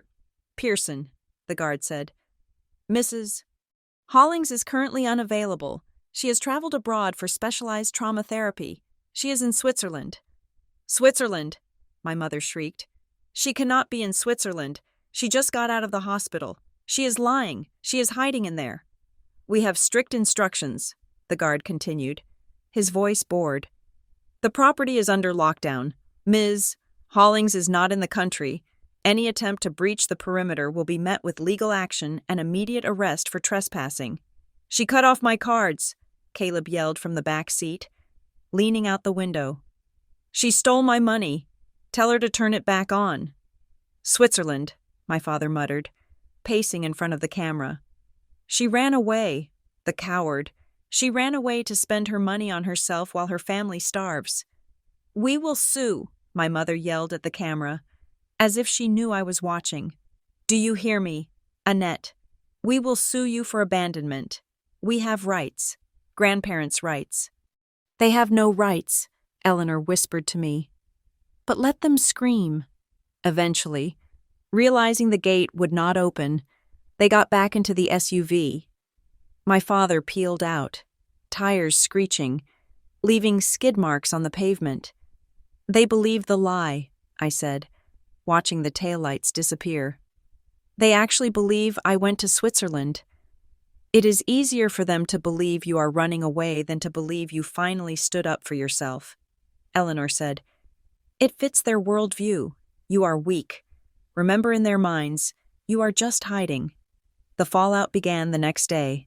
Since they could not reach me, they went for my reputation. My cousin, a sweet but gullible girl named Sarah, called me in tears. Annette, she sobbed. Is it true Mom told me Aunt Linda called her? She said you had a mental breakdown. She said the accident damaged your brain. She said you are unstable. She said you cut them off and left them with nothing because you are having paranoid delusions. I am fine. Sarah, I said, keeping my voice steady. I am just recovering. They said you abandoned them, she continued. They are telling everyone at the church that you are unfit to be a mother, that you took Leo and Sophie and ran off to Europe with some cult. They are starting a GoFundMe. Annette, a survival fund for the Pearson family because their cruel daughter abandoned them. I felt the blood boil in my veins, but Eleanor's hand on my arm stopped me. Let them talk, Eleanor whispered. The louder they lie, the harder they fall. It is not true. Sarah, I told my cousin. Just trust me. Do not donate to that fund. And please, do not tell them you spoke to me. Let them think I am gone." I hung up. "They are destroying my name," I said to Eleanor. "They are painting me as a villain." "Good," Eleanor said. "A villain is just a victim who stopped crying. Let them spread the rumors. Let them dig the hole so deep they cannot climb out. Because when the truth comes out, the contrast will be blinding." She stood up and walked to the mantelpiece, picking up a gold-embossed invitation she had been designing. "It is time," she said. "Time for what?" "My birthday," she said, a wicked glint in her eyes. "I am turning 76 next month. It is a milestone. I think it deserves a celebration, a grand celebration, a black-tie gala at the estate." "You hate parties," I reminded her. "I do," she agreed, "but I love theater, and this, my dear, is going to be the performance of a lifetime." She handed me the mock-up of the invitation. "Eleanor Pearson requests the honor of your presence at her 76th birthday jubilee, a night of legacy, family, and truth. Formal attire." "We are going to invite everyone," Eleanor explained. "The business partners, the church members, the extended family, and of course, your parents and Caleb." "Why would they come?" I asked. "You hate them. They hate you." "Because of greed," Eleanor said simply. "I am going to leak a rumor, a little whisper in the right ears. I am going to let it slip that since you have gone crazy and abandoned the family, and since I am getting old and sentimental, I am looking to reconcile. I am looking to reinstate them in the will. I am looking to hand over the control of the Pearson Trust." I stared at her. It was diabolical. It was perfect. "They will come," I realized. "They will come crawling back, thinking they have won, thinking they can charm you and take my place." "Exactly," Eleanor said. "They will put on their best clothes paid for by you. They will put on their best smiles. They will stand in front of everyone and act the part of the loving, aggrieved family, and then we turn on the lights," Eleanor said. "We are not just going to cut them off, Annette. We are going to expose them. We are going to show the world the receipts. We are going to play the recordings. We are going to show everyone exactly who Robert, Linda, and Caleb Pearson really are." She looked at the security monitor, where the empty driveway lay silent under the snow. "They want a show," she whispered. "We will give them a show." I looked at the invitation in my hand. It felt heavy, like a loaded gun. For 10 years, I had been the victim, I had been the bank, I had been the doormat, but sitting there in my wheelchair, with the Iron Lady of Chicago by my side, I finally understood what she meant about power. Power isn't about shouting. Power isn't about demanding. Power is waiting. Power is silence. Power is letting your enemy walk into the trap, thinking they are walking onto a throne. "Send them," I said. "Send the invitations." The bait was not just an invitation. It was a masterpiece of psychological warfare printed on 6-ply cream cardstock, with gold leaf lettering so thick you could feel the texture with your fingertips. Eleanor did not simply mail them. She had them hand-delivered by a courier service that usually handled diplomatic pouches. When the courier arrived at my parents' modest house in Oak Park, the house I had paid the mortgage on for a decade, he did not just drop it in the mailbox. He required a signature. He treated the envelope like it contained the nuclear codes. Inside, the message was cryptic and tantalizing. "The pleasure of your company is requested at the Pearson estate for the 76th birthday jubilee of Eleanor Pearson. A momentous announcement regarding the future of the family trust and the disposition of the estate will be made. Attendance is mandatory for all potential beneficiaries." Potential beneficiaries, those 2 words were the hook. The rumor my grandmother had planted through her lawyer that I was catatonic in a Swiss clinic and that she, feeling her mortality, was looking to reconcile with her estranged son was the line, and my family. They swallowed the hook, the line, and the sinker. I sat in the library of my grandmother's estate, my leg propped up on a velvet ottoman. I was out of the wheelchair now. navigating the world on a pair of sleek, custom-made forearm crutches. My physical recovery was grueling, but watching the surveillance footage provided by Mr. Vance, the private investigator, was a painkiller more potent than any opioid. "Look at them," Eleanor said, standing behind me, looking at the tablet screen. It took them exactly 45 minutes after receiving the invitation to start spending money they do not have. On the screen, grainy video footage showed my father pacing around his kitchen. He was on the phone. We had audio. Thanks to a listening device Mr. Vance had cleverly planted during a fake pest control inspection a few days prior.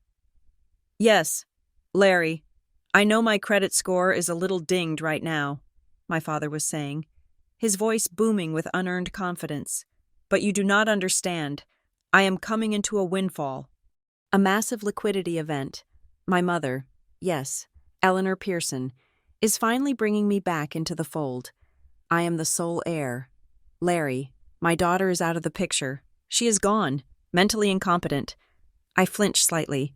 Hearing him say it so casually, "She is gone," stung, but Eleanor's hand rested on my shoulder, steadying me. "Keep listening," she commanded.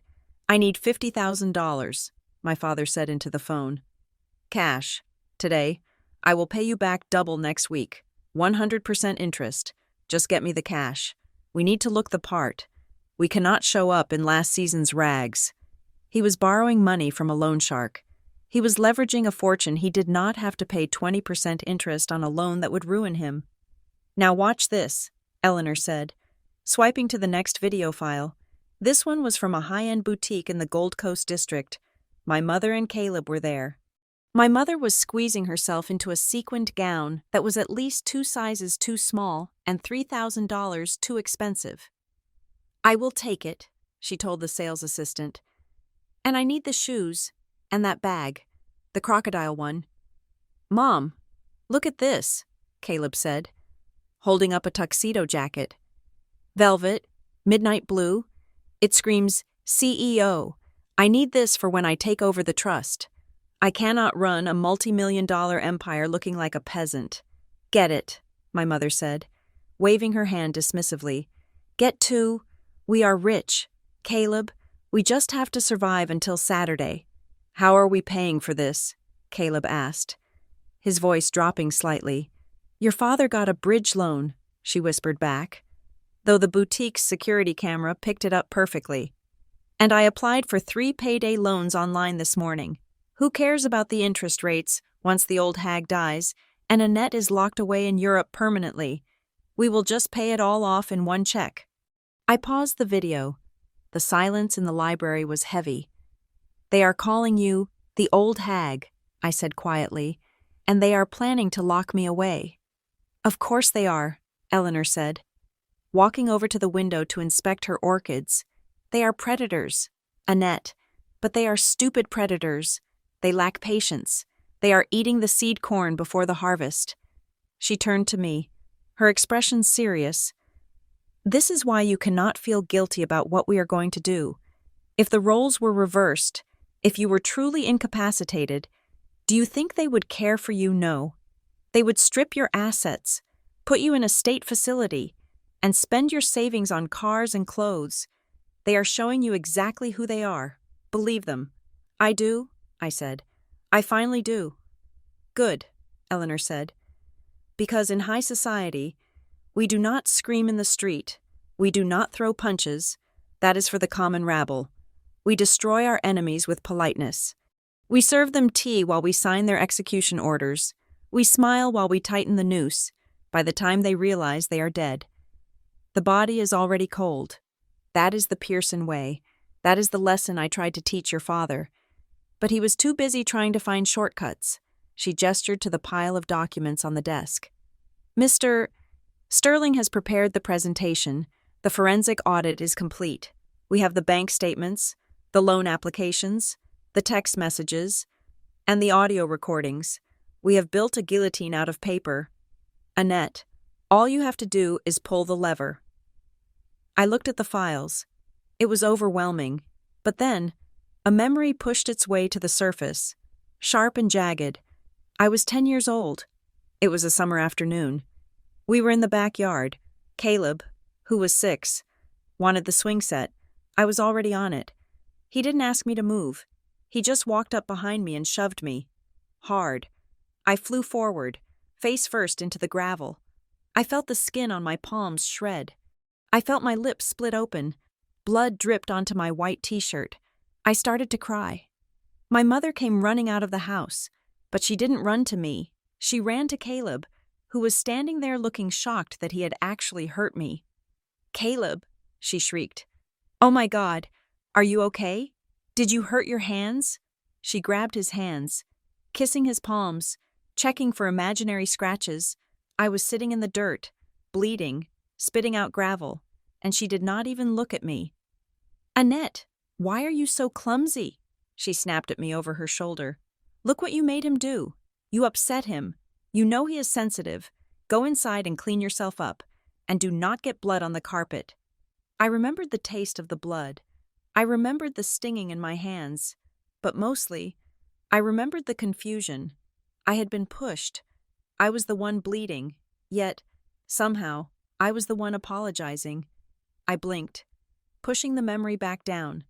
That little girl was gone. She died on the highway in the snow. "I will pull the lever," I told Eleanor. "I will pull it hard."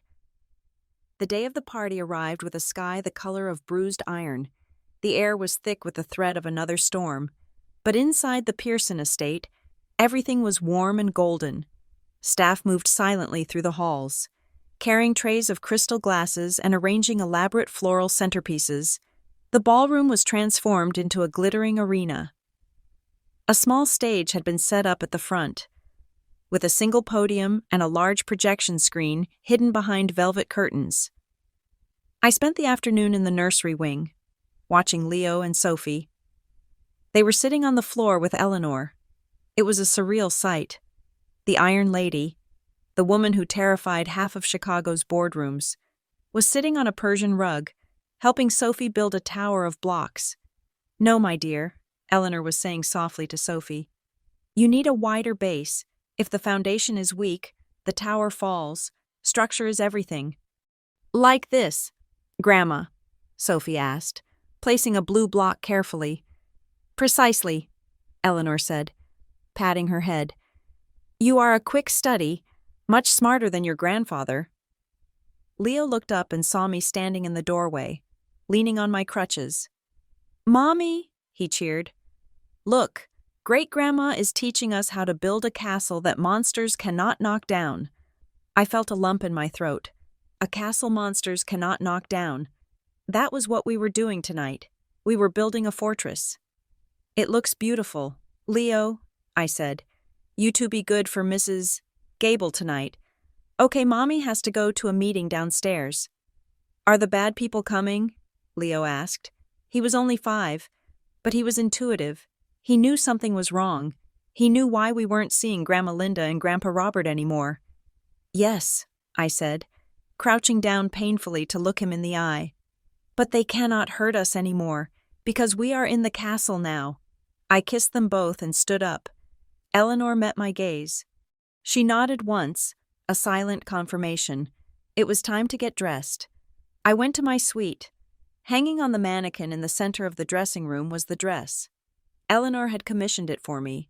It was not black. Black was for mourning. Black was for hiding. This dress was red.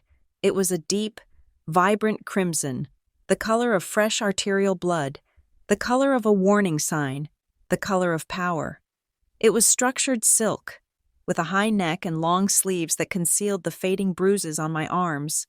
The skirt was full and dramatic, designed to flow around my legs and hide the brace I still had to wear on my left thigh. I sat in front of the vanity while the makeup artist worked. She covered the scar on my forehead with foundation.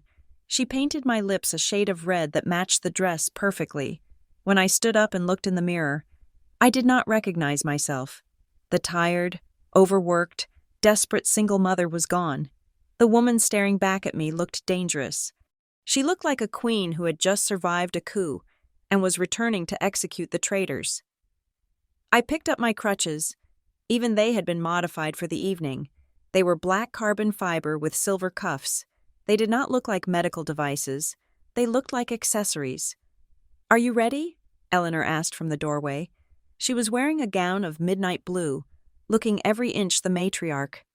"I am terrified," I admitted. "Good," she said. "Fear keeps you sharp. Just remember, they are not your parents tonight. They are defendants, and you are the prosecutor, the judge, and the jury." She handed me a small earpiece. "Mr. Vance is on the security channel. He says they just arrived. They are in a rented limousine. Your father is wearing a tuxedo that looks like it is straining at the seams. And your mother is wearing enough diamonds to sink the Titanic. Paste diamonds, of course. And Caleb, he is wearing sunglasses at night." Eleanor scoffed. "He looks like a hungover raccoon." I laughed. It was a short, sharp sound. "Let's go," I said. We walked to the elevator that would take us down to the backstage area of the ballroom. I could hear the murmur of the crowd below. 200 of Chicago's elite, friends, enemies, rivals, and family. They were all there to see the show. My parents were down there right now, shaking hands, drinking champagne, telling their sob stories, and spending millions of dollars they did not have in their heads. They thought they were walking into a coronation. I adjusted my grip on the crutches. I smoothed the red silk of my skirt. I took a deep breath, filling my lungs with the expensive, perfumed air of the estate. "Open the doors," I said. Tonight, the Pearsons were going to learn that blood might be thicker than water, but it stains a hell of a lot harder. The Pearson estate in the Hudson Valley of New York was not just a house. It was a statement carved in limestone and surrounded by 50 acres of manicured hostility. While my life had been built in Chicago, this was the ancestral seat, the place where the family money had fermented for 3 generations. It was a fortress of old-world power, with high ceilings that seemed to swallow sound and velvet drapes that shut out the modern world. I was positioned in the viewing gallery, a small, darkened room situated directly behind the main stage of the grand ballroom. It was designed originally for musicians to tune their instruments without disturbing the guests. But tonight, it served a different purpose. It was a sniper's nest. One wall was fitted with a decorative, gold mesh grate that allowed me to see out into the ballroom clearly while remaining completely invisible to anyone on the floor. Beside me, a bank of high-definition monitors displayed feeds from the security cameras hidden in the chandeliers and wall sconces. I could see everything. I could see the sweat on a waiter's brow. I could see the diamond dust on a dowager's collarbone. And, most importantly, I could see the rats entering the trap. The ballroom was already humming with the low, polite murmur of 200 wealthy guests. A string quartet was playing Mozart in the corner, the music floating over the clink of crystal glasses. It was a scene of perfect, suffocating elegance. Then, the doors opened, and the main event arrived. My parents, Robert and Linda Pearson, stepped into the room as if they owned the very air everyone else was breathing. I watched them on the central monitor, zooming in until their faces filled the screen. My father was wearing the tuxedo he had bought with the loan shark's money. It was midnight blue velvet, just as Caleb had wanted, but on my father's paunchy frame, it looked like a costume. He was beaming, his face flushed with the anticipation of victory. He shook hands with the doorman, slipping him a tip that I knew was likely the last $50 bill in his pocket. My mother was a vision in borrowed sequins. The dress she had squeezed herself into was shimmering under the lights, pulling tight across her hips. She had layered herself in costume jewelry that sparkled aggressively, trying to distract from the fact that her eyes were darting around the room, calculating the net worth of every person she saw. And Caleb? My brother walked in a step behind them, wearing sunglasses indoors at 7 in the evening. He removed them with a flourish as he entered, scanning the room for women and waiters, likely in that order. He looked arrogant. He looked untouchable. He looked like a man who believed he had just won the lottery without ever buying a ticket. "Audio feed 3, I whispered to the technician sitting next to me. The sound of my mother's voice filled the small room. She had cornered Aunt Margaret, a distant relative with a penchant for gossip and a hearing aid that was always turned up too high. "Oh, Margaret, it has been a nightmare," my mother was saying. She dabbed at dry eyes with a lace handkerchief. "An absolute nightmare. Poor Annette. We tried everything. You know, we got her the best doctors. We flew in specialists." "Is it true?" Aunt Margaret asked, leaning in. "Is she really gone?" "Completely," my mother sighed. A tragic performance worthy of an award. The accident scrambled her brain. Poor dear. She became paranoid, violent, even. She started accusing us of terrible things. Imagine that, after we sacrificed our entire lives to raise her and support her career. She accused Robert of stealing. Can you believe it? My hands tightened on the handle of my crutch. Sacrificed, support, the lies were so smooth, so practiced. "We had to send her away," my mother continued, lowering her voice to a stage whisper. "To a facility in Zurich. It costs a fortune, of course, but what could we do? We are her parents. We bear the burden. We are just praying she finds some peace. But the doctors say she will likely never be competent to manage her own affairs again." "How tragic," Margaret clucked. "Thank goodness you and Robert are there to step in." "We do what we must," my mother said, straightening her spine bravely. "Somebody has to manage the estate for the grandchildren. We cannot let Annette's madness ruin their future." I felt a cold burn in my stomach. She was not just lying about me. She was positioning herself as the savior of my children, the same children she refused to pick up from the police station because she was at a party. "Switch to feed 5, I commanded. On the screen, Caleb was holding court near the open bar. He had a glass of scotch in one hand and was leaning casually against a marble pillar, talking to a young woman who looked bored but polite. "Yeah, it is a lot of responsibility," Caleb was saying, gesturing vaguely with his drink. "Grandmother is finally stepping down. She realized that the family needs fresh blood, vision, someone who understands the modern market." "So you are taking over the trust?" the woman asked. "Basically," Caleb shrugged, as if it were a burden he had reluctantly accepted. "I mean, technically the papers are being signed tonight, but it is a done deal. I have big plans. We are going to pivot the portfolio. Crypto, tech startups, influencers. The old way of doing business is dead. I am going to turn the Pearson name into a global brand." He took a large gulp of scotch. "You should stick around. Once I get the keys to the kingdom later tonight, we are taking the party to Manhattan. I am going to buy out a club. My treat." I watched him preen. He was spending money that existed only in his delusions. He was building a kingdom on a foundation of quicksand. "They have no idea," I whispered to myself. "They truly have no idea." Suddenly, a hush fell over the room. The music softened. The crowd parted like the Red Sea. Eleanor Pearson had arrived. She did not just walk. She glided. She was wearing a gown of silver silk that made her look like a statue made of moonlight and steel. She carried her ebony cane, but she did not lean on it. She held it like a scepter. Her diamonds were real.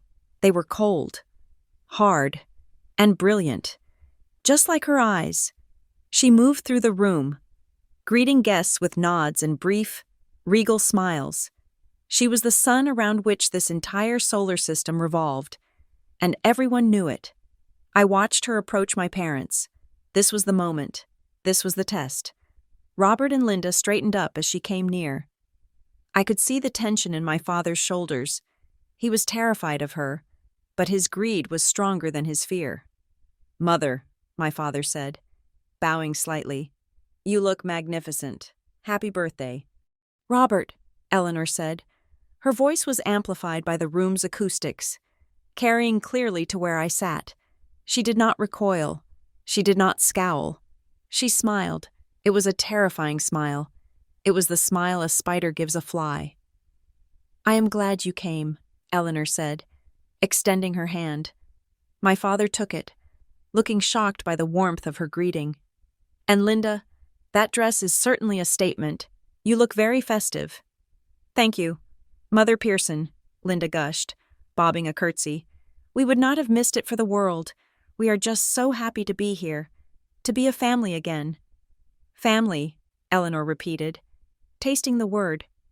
Yes, that is the theme of the evening. Is it not unity, truth, legacy? She turned to Caleb, who had scrambled over to join them, looking like a puppy hoping for a treat. And Caleb, she said, my grandson, I hear you have been telling people about your plans for the trust. Caleb turned pale for a second, then recovered his bravado. Just talking about the future. Grandmother, I want to make you proud. I am ready to step up. I am sure you are, Eleanor said. She reached out and patted his cheek. You have always been so ambitious. Tonight, everyone will finally see exactly what you are capable of. Caleb beamed. He took it as a compliment. He took it as a confirmation. He looked at his parents, and they exchanged a glance of pure, unadulterated triumph. They thought they had done it. They thought the old woman was senile, sentimental, and ready to hand over the keys. Enjoy the champagne, Eleanor said. Drink your fill. It is a very expensive vintage. I selected it specifically for tonight. She turned and walked away, leaving them basking in their false victory. I sat back in my chair, exhaling slowly. She was brilliant. She had played them perfectly. By being kind, by validating their presence, she had lowered their defenses to zero. They were no longer looking for a trap. They were looking for a throne. 10 minutes to showtime, the technician announced. I stood up. I smoothed the red silk of my dress. My hands were shaking, not from fear, but from adrenaline. I picked up my crutches. Is the microphone ready? I asked. Live and waiting, the technician confirmed. Down in the ballroom, the atmosphere was shifting. The waiters were clearing the glasses. The string quartet stopped playing. A subtle dimming of the chandeliers signaled that the speeches were about to begin. My parents were standing near the front of the stage, right where Eleanor had positioned them. They were preening. My father was adjusting his cufflinks. My mother was practicing her humble smile. Caleb was texting someone, probably bragging that he was 5 minutes away from becoming a millionaire. I watched them one last time on the screen. I memorized their faces. I memorized the arrogance, the smug satisfaction, the complete lack of remorse. They were celebrating their good fortune on the grave of my sanity. They were drinking to my demise. The spotlight was a cage. From my vantage point in the darkened wing of the stage, hidden behind the heavy velvet drapes, I watched my parents and Caleb standing in that circle of light. They looked like royalty.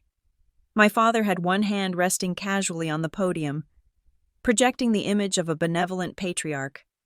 My mother was clutching a bouquet of flowers someone had handed her, wiping away imaginary tears with a theatrical grace that would have made a Broadway actress jealous. Caleb stood slightly behind them, chest puffed out, looking out at the sea of Chicago's elite with a hunger that was almost palpable. They thought this was their coronation. They thought the applause washing over them was an affirmation of their status. They did not know it was the sound of the tide pulling back before a tsunami. Grandmother Eleanor stood at the center of the stage. She looked small next to my father's bulk, but she commanded the space with a gravity that made him look insubstantial. She waited for the applause to die down. She waited until the silence in the room was absolute, a heavy, expectant quiet that vibrated against the crystal chandeliers. It is a beautiful thing to see a family united, Eleanor said. Her voice was soft, deceptively gentle. She turned her head slightly to look at my father. Is it not, Robert? It is everything, Mother, my father replied. Leaning into the microphone, his voice was rich, dripping with false sincerity. Family is the bedrock of society. It is the wind beneath our wings. Linda and I have been through so much, but standing here with you, with our children, it makes it all worth it. And Annette, Eleanor asked. The name hung in the air. You speak of family, but one chair is empty tonight. Tell me, Robert, tell all of us, do you love your daughter? My father did not hesitate. The lie came out of his mouth as easily as breathing. "I love her more than life itself," he said. He looked out at the audience, his eyes misty. "Annette is my heart. She is my firstborn. There is nothing I would not do for her. Her pain is my pain. Her absence tonight is a wound in my soul that will never truly heal. And you, Linda." Eleanor turned to my mother. "She is my baby," my mother sobbed, clutching the microphone stand for support. A mother's love does not fade. Even when the child is lost to illness, I pray for her every hour of every day. I would give every penny we have, every stitch of clothing on my back, just to see her healthy again. And you, Caleb? "She is the best sister a guy could ask for," Caleb said, nodding solemnly. "I miss her every day. I am just trying to be strong for her. That is what she would want. She would want me to step up and lead the trust." I stood in the shadows, my grip on my black carbon fiber crutches tightening until my knuckles ached. The nausea rolled in my stomach, hot and acidic. It was one thing to know they were selfish. It was another to watch them perform their love for an audience, to use my name as a prop in their play for power. Eleanor nodded slowly. She looked at them with an expression that might have passed for admiration to the uninitiated, but to me, it looked like a predator inspecting a trap to ensure the spring was tight. "That is very moving," Eleanor said. "Sacrifice, devotion, love, these are powerful words." She took a step closer to them. The atmosphere on stage shifted. The air grew colder. "So," Eleanor continued, her voice hardening, losing its softness, edging into the sharp, metallic tone of an interrogation. "If you love her so much, Robert, I have a question that has been troubling me, a small detail, a discrepancy in the timeline." My father blinked. "Of course, Mother. Anything." "On the night of January 30th, Eleanor said, "the night of the blizzard, the night Annette's car was crushed by a semi-truck on Interstate 94. Where were you?" The room went deadly silent. The clinking of glasses stopped. The whispers ceased. Every eye was fixed on the stage. My father's smile faltered. Just a fraction, a tiny crack in the porcelain mask. "If we were at home," he stammered. "We were preparing for bed. It was a terrible storm." "At home?" Eleanor tilted her head. "Strange, because the medical logs show that Annette called you from the ambulance at 11:45 at night. She called you begging for help. She called you because she thought she was dying, and her children were alone. She asked you to go to them." My mother froze. Her eyes darted left and right, looking for an exit that did not exist.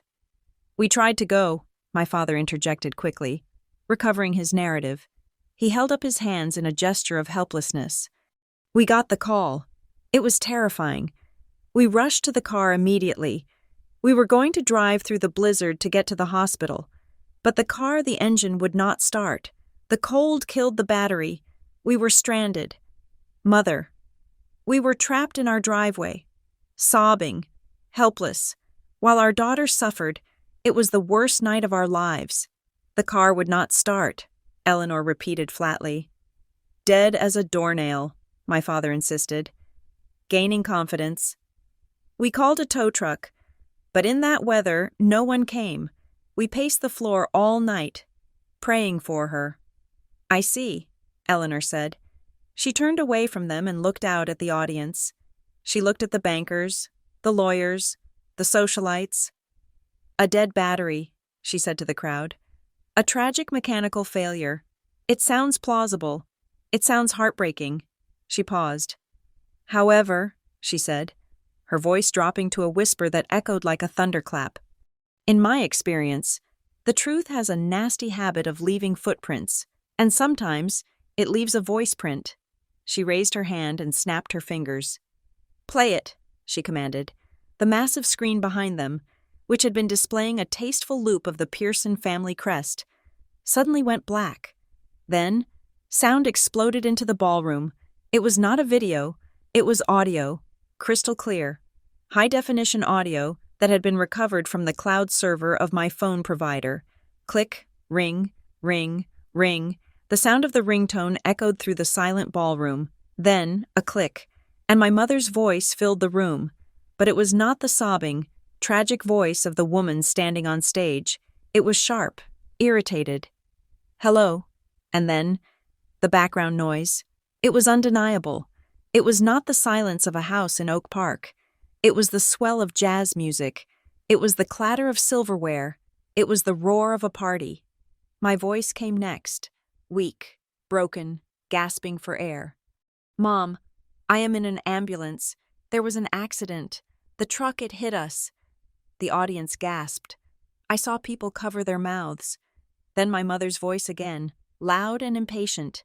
Annette, for heaven's sake, speak up. I can barely hear you. It is incredibly loud here. On stage, my mother's face went white, not pale, white, like a sheet of paper. She reached out and grabbed my father's arm, her fingernails digging into his velvet sleeve. My voice on the tape pleaded, I need you. I am being taken to Northwestern Memorial. The kids are alone. Then, my mother's response.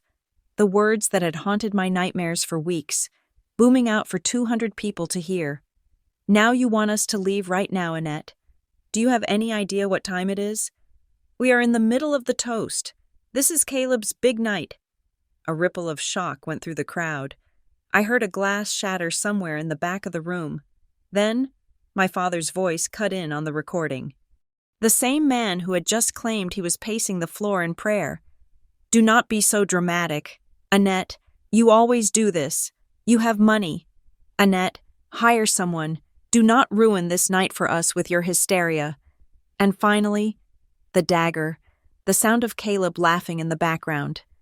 Hey everyone, to the Pearsons, the kings of Chicago. The recording ended with the sharp click of the disconnection. The silence that followed was heavy enough to crush bones. It was absolute. It was suffocating. My father stood there, his mouth opening and closing like a fish on a dock. He looked at the audience, begging for someone to believe him, but there was no sympathy in those eyes. There was only disgust. Caleb looked like he was about to vomit. He took a step back, bumping into the podium. That is fake, my father shouted, his voice cracking. It is AI. It is a deepfake. Someone is trying to sabotage us. It is not a deepfake, Robert, Eleanor said. She did not shout. She did not have to. Her voice cut through his panic like a scalpel. It is the time-stamped recording from the emergency services cloud, and it matches perfectly with the credit card receipt I have right here. She pulled a piece of paper from her pocket and unfolded it. January 30th, 11:45 at night, a charge of $3,240 at the Velvet Lounge, paid for by Annette Holling's supplementary card. Signed by Robert Pearson. She held the paper up. You were not stranded in your driveway, Eleanor said. You were drinking champagne on your dying daughter's dime. Mother, please, my mother wailed, tears streaming down her face. Real tears this time, tears of terror. We were stressed. We were not thinking clearly. We made a mistake. A mistake is forgetting to take out the trash. Linda, Eleanor said coldly, leaving your child to die is a choice. My father looked furious now. The embarrassment was turning into aggression. He stepped toward Eleanor, his fists clenched. You set us up, he snarled. You crazy old witch. You invited us here to humiliate us. Where is she? Where is Annette? I bet she is in on this. I bet she is hiding in Europe laughing at us. She is not in Europe, Eleanor said. She turned and looked directly at the velvet curtain where I was hiding. Annette, she said clearly, come out. This was the moment. I took a deep breath. I pushed the heavy velvet aside with the tip of my crutch. I stepped out of the darkness and into the blinding white light of the stage. The sound of my crutches striking the floor was the only sound in the room. Click, click, click. I walked slowly. I let them see the brace on my leg. I let them see the way I had to shift my weight to keep from falling. I let them see the red dress, blazing like a signal fire. I stopped 10 feet away from them. My mother let out a strangled sound, something between a scream and a sob. She covered her mouth with both hands. My father recoiled, as if I had slapped him. He took a step back, nearly falling off the edge of the stage. Caleb just stared, his jaw hanging open, his sunglasses slipping don his nose. I stood tall. I did not look at the audience. I did not look at Eleanor. I locked eyes with my father. "Hello, Dad?" I said. My voice was amplified by the microphone Eleanor held out to me. It was steady. It was calm. It was the voice of the woman who had survived the ice. "You said the car broke down," I said. "Funny.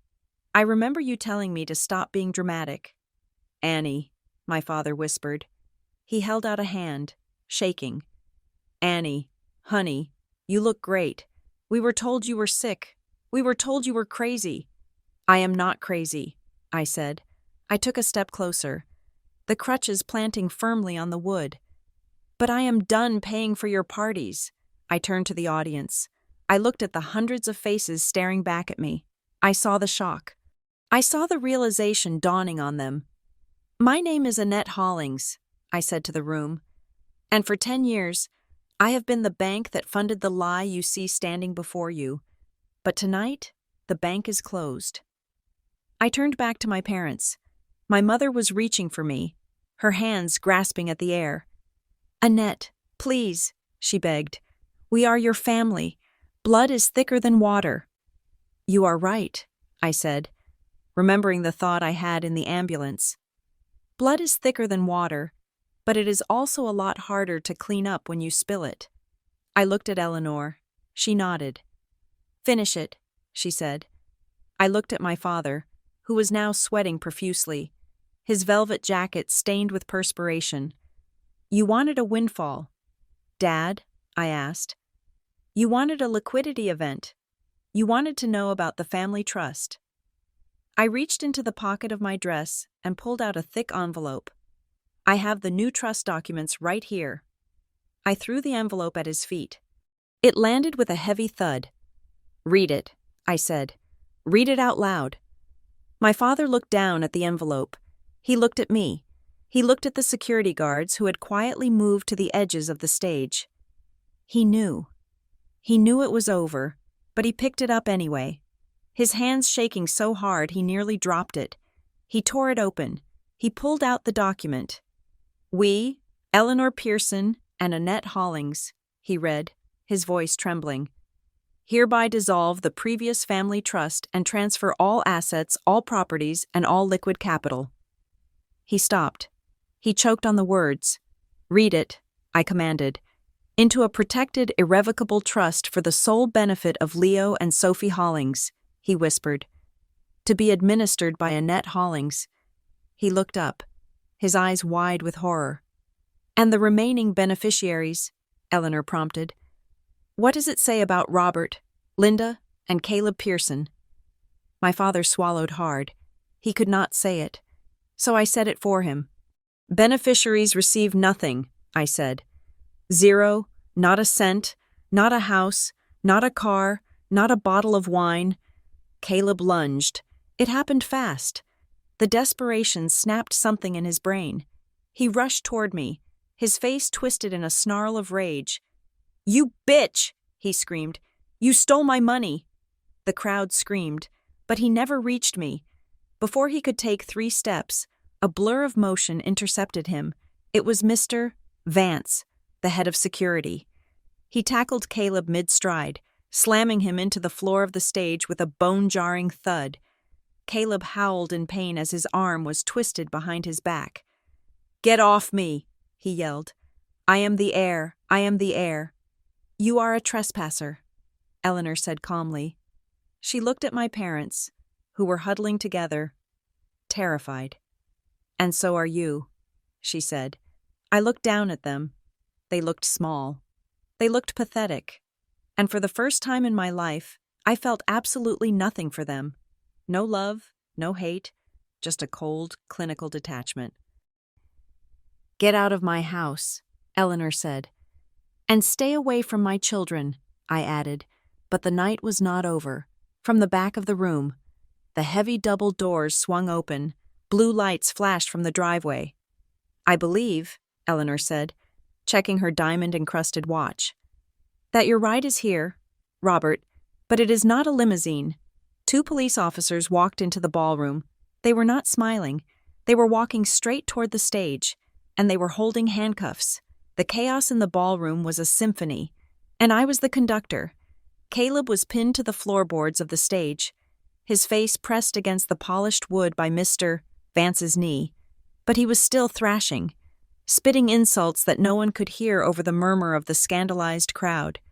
The police officers who had entered stood at the base of the stairs, watching, waiting for a signal from the woman who owned the house, the county, and the night.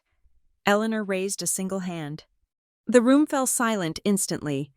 Even Caleb stopped screaming, panting heavily as he glared up at me. I did not look at him. I looked at the technician in the booth and nodded. "You want to talk about money?" "Caleb," I asked, my voice amplified and echoing off the vaulted ceiling. "You screamed that I stole your money. Let us clarify whose money we are actually discussing." The screen behind me changed.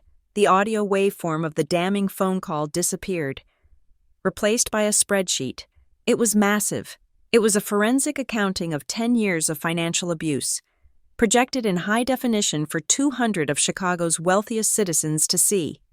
"This," I said, pointing to the screen with one of my black crutches, "is a detailed ledger of every single dollar I have transferred to the Pearson family account since I was 22 years old." I turned to the audience. "My parents told you I was a burden. They told you I was selfish, but the math tells a different story. The total sum you see at the bottom is $1,542,380. A gasp rippled through the room. "Let us break it down," I continued, my voice cold and surgical. "Line item 4, $45,000. That was for the Range Rover Caleb insisted he needed for his image as an influencer. He crashed it 3 weeks later while driving under the influence. I paid for the car. I paid for the lawyer. I paid for the settlement to the other driver." I looked down at Caleb. He squeezed his eyes shut. "Line item 12, I went on, relentless. $12,000 to a consulting firm in Nevada. That was actually a wire transfer to the Bellagio Hotel and Casino to cover my father's poker debt, so his kneecaps would not be broken by loan sharks." My father, standing near the edge of the stage, looked like he was having a cardiac event. His face was gray, slick with sweat. "And line item 20, I said, turning to my mother. $15,000 for emergency deviated septum surgery. Funny how that emergency surgery resulted in a brow lift and a nose job. Isn't it, Mother? You told me it was medical. You told me you couldn't breathe, but you just wanted to look younger for your country club photos." My mother touched her face instinctively, her hand trembling. "I paid for your houses," I said, my voice rising, filling every corner of the room. "I paid for your clothes. I paid for the food in your refrigerator. I paid for your dignity."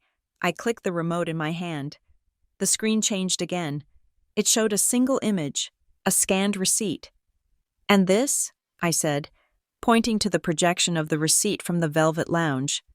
"This is the invoice for the champagne you drank while surgeons were cutting me open to stop my internal bleeding. $3,240.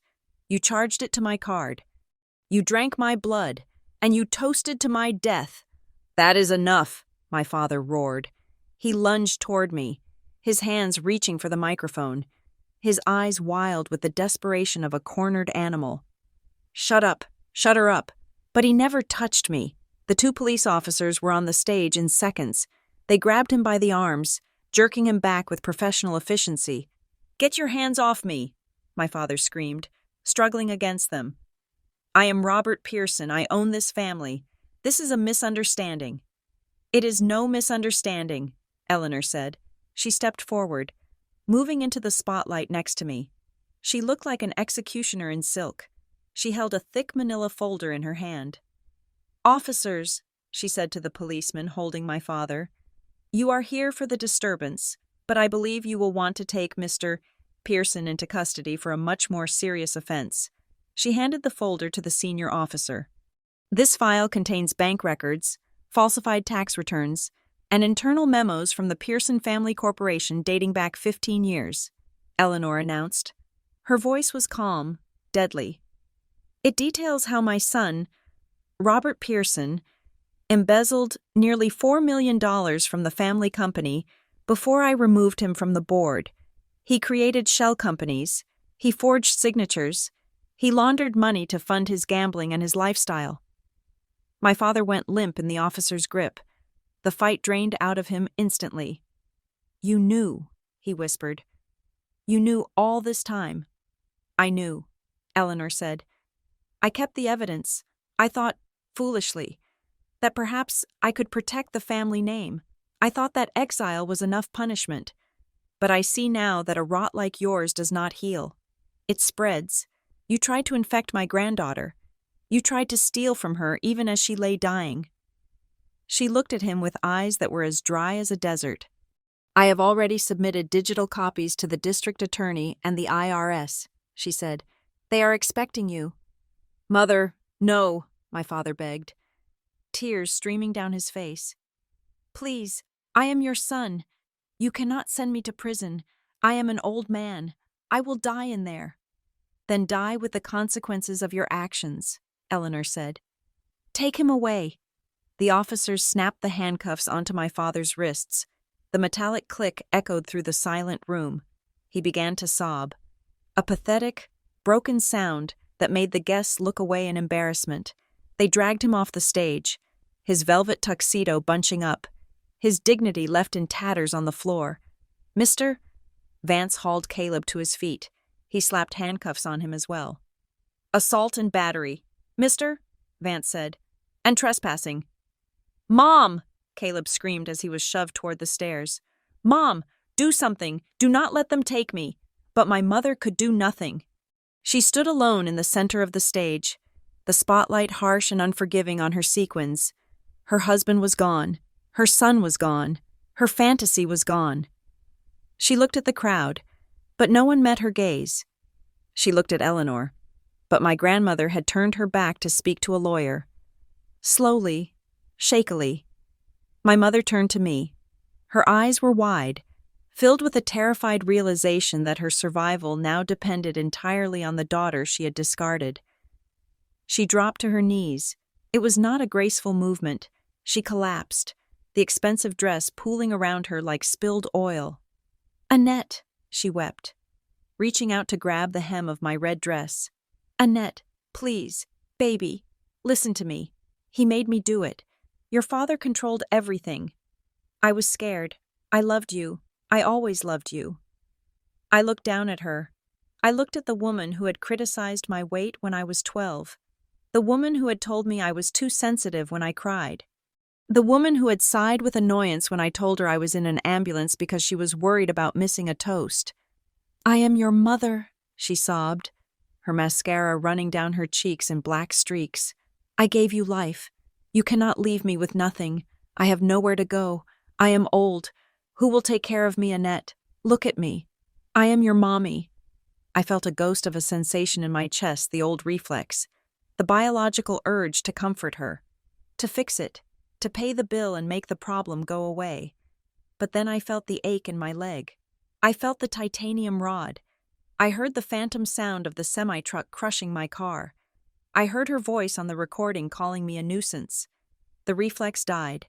It was replaced by a clarity so cold it burned. I pulled my dress out of her grasp. "You are right," I said. My voice was low, intimate, meant just for her.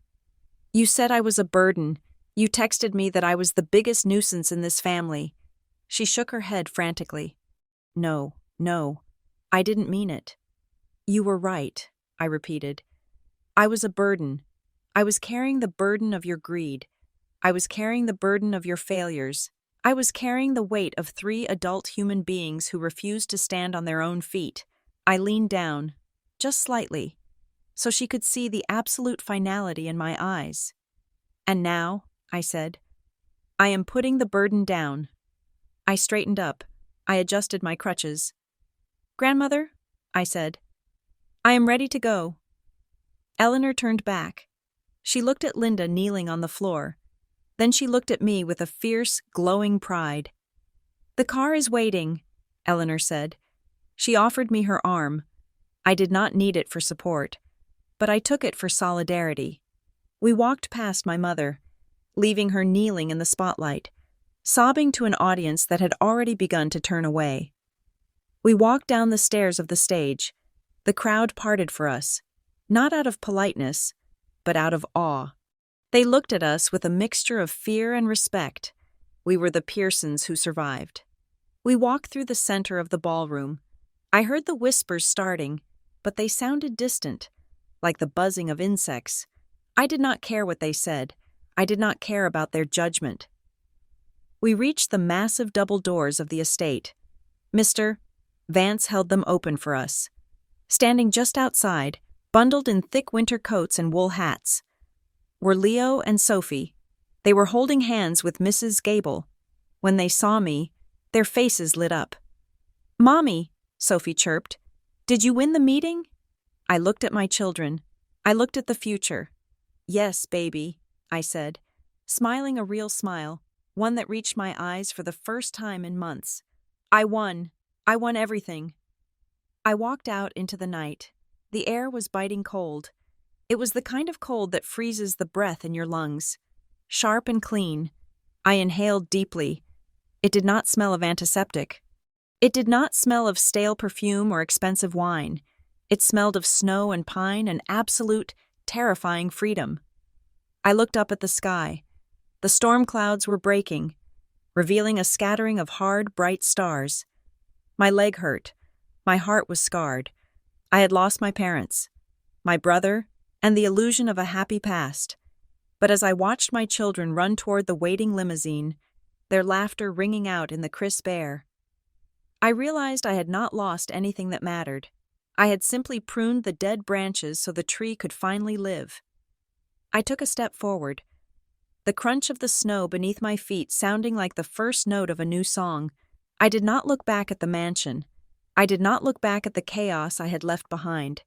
I just walked forward into the cold, clean dark.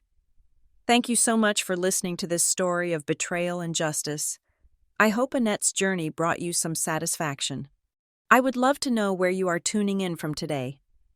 Please leave a comment below with your country or city, so we can see how far this story has traveled. If you enjoyed this video, please consider subscribing to the channel BitterSweet Drama Stories, hitting the like button, and pressing the hype button to help this story reach even more people. Your support means the world to us.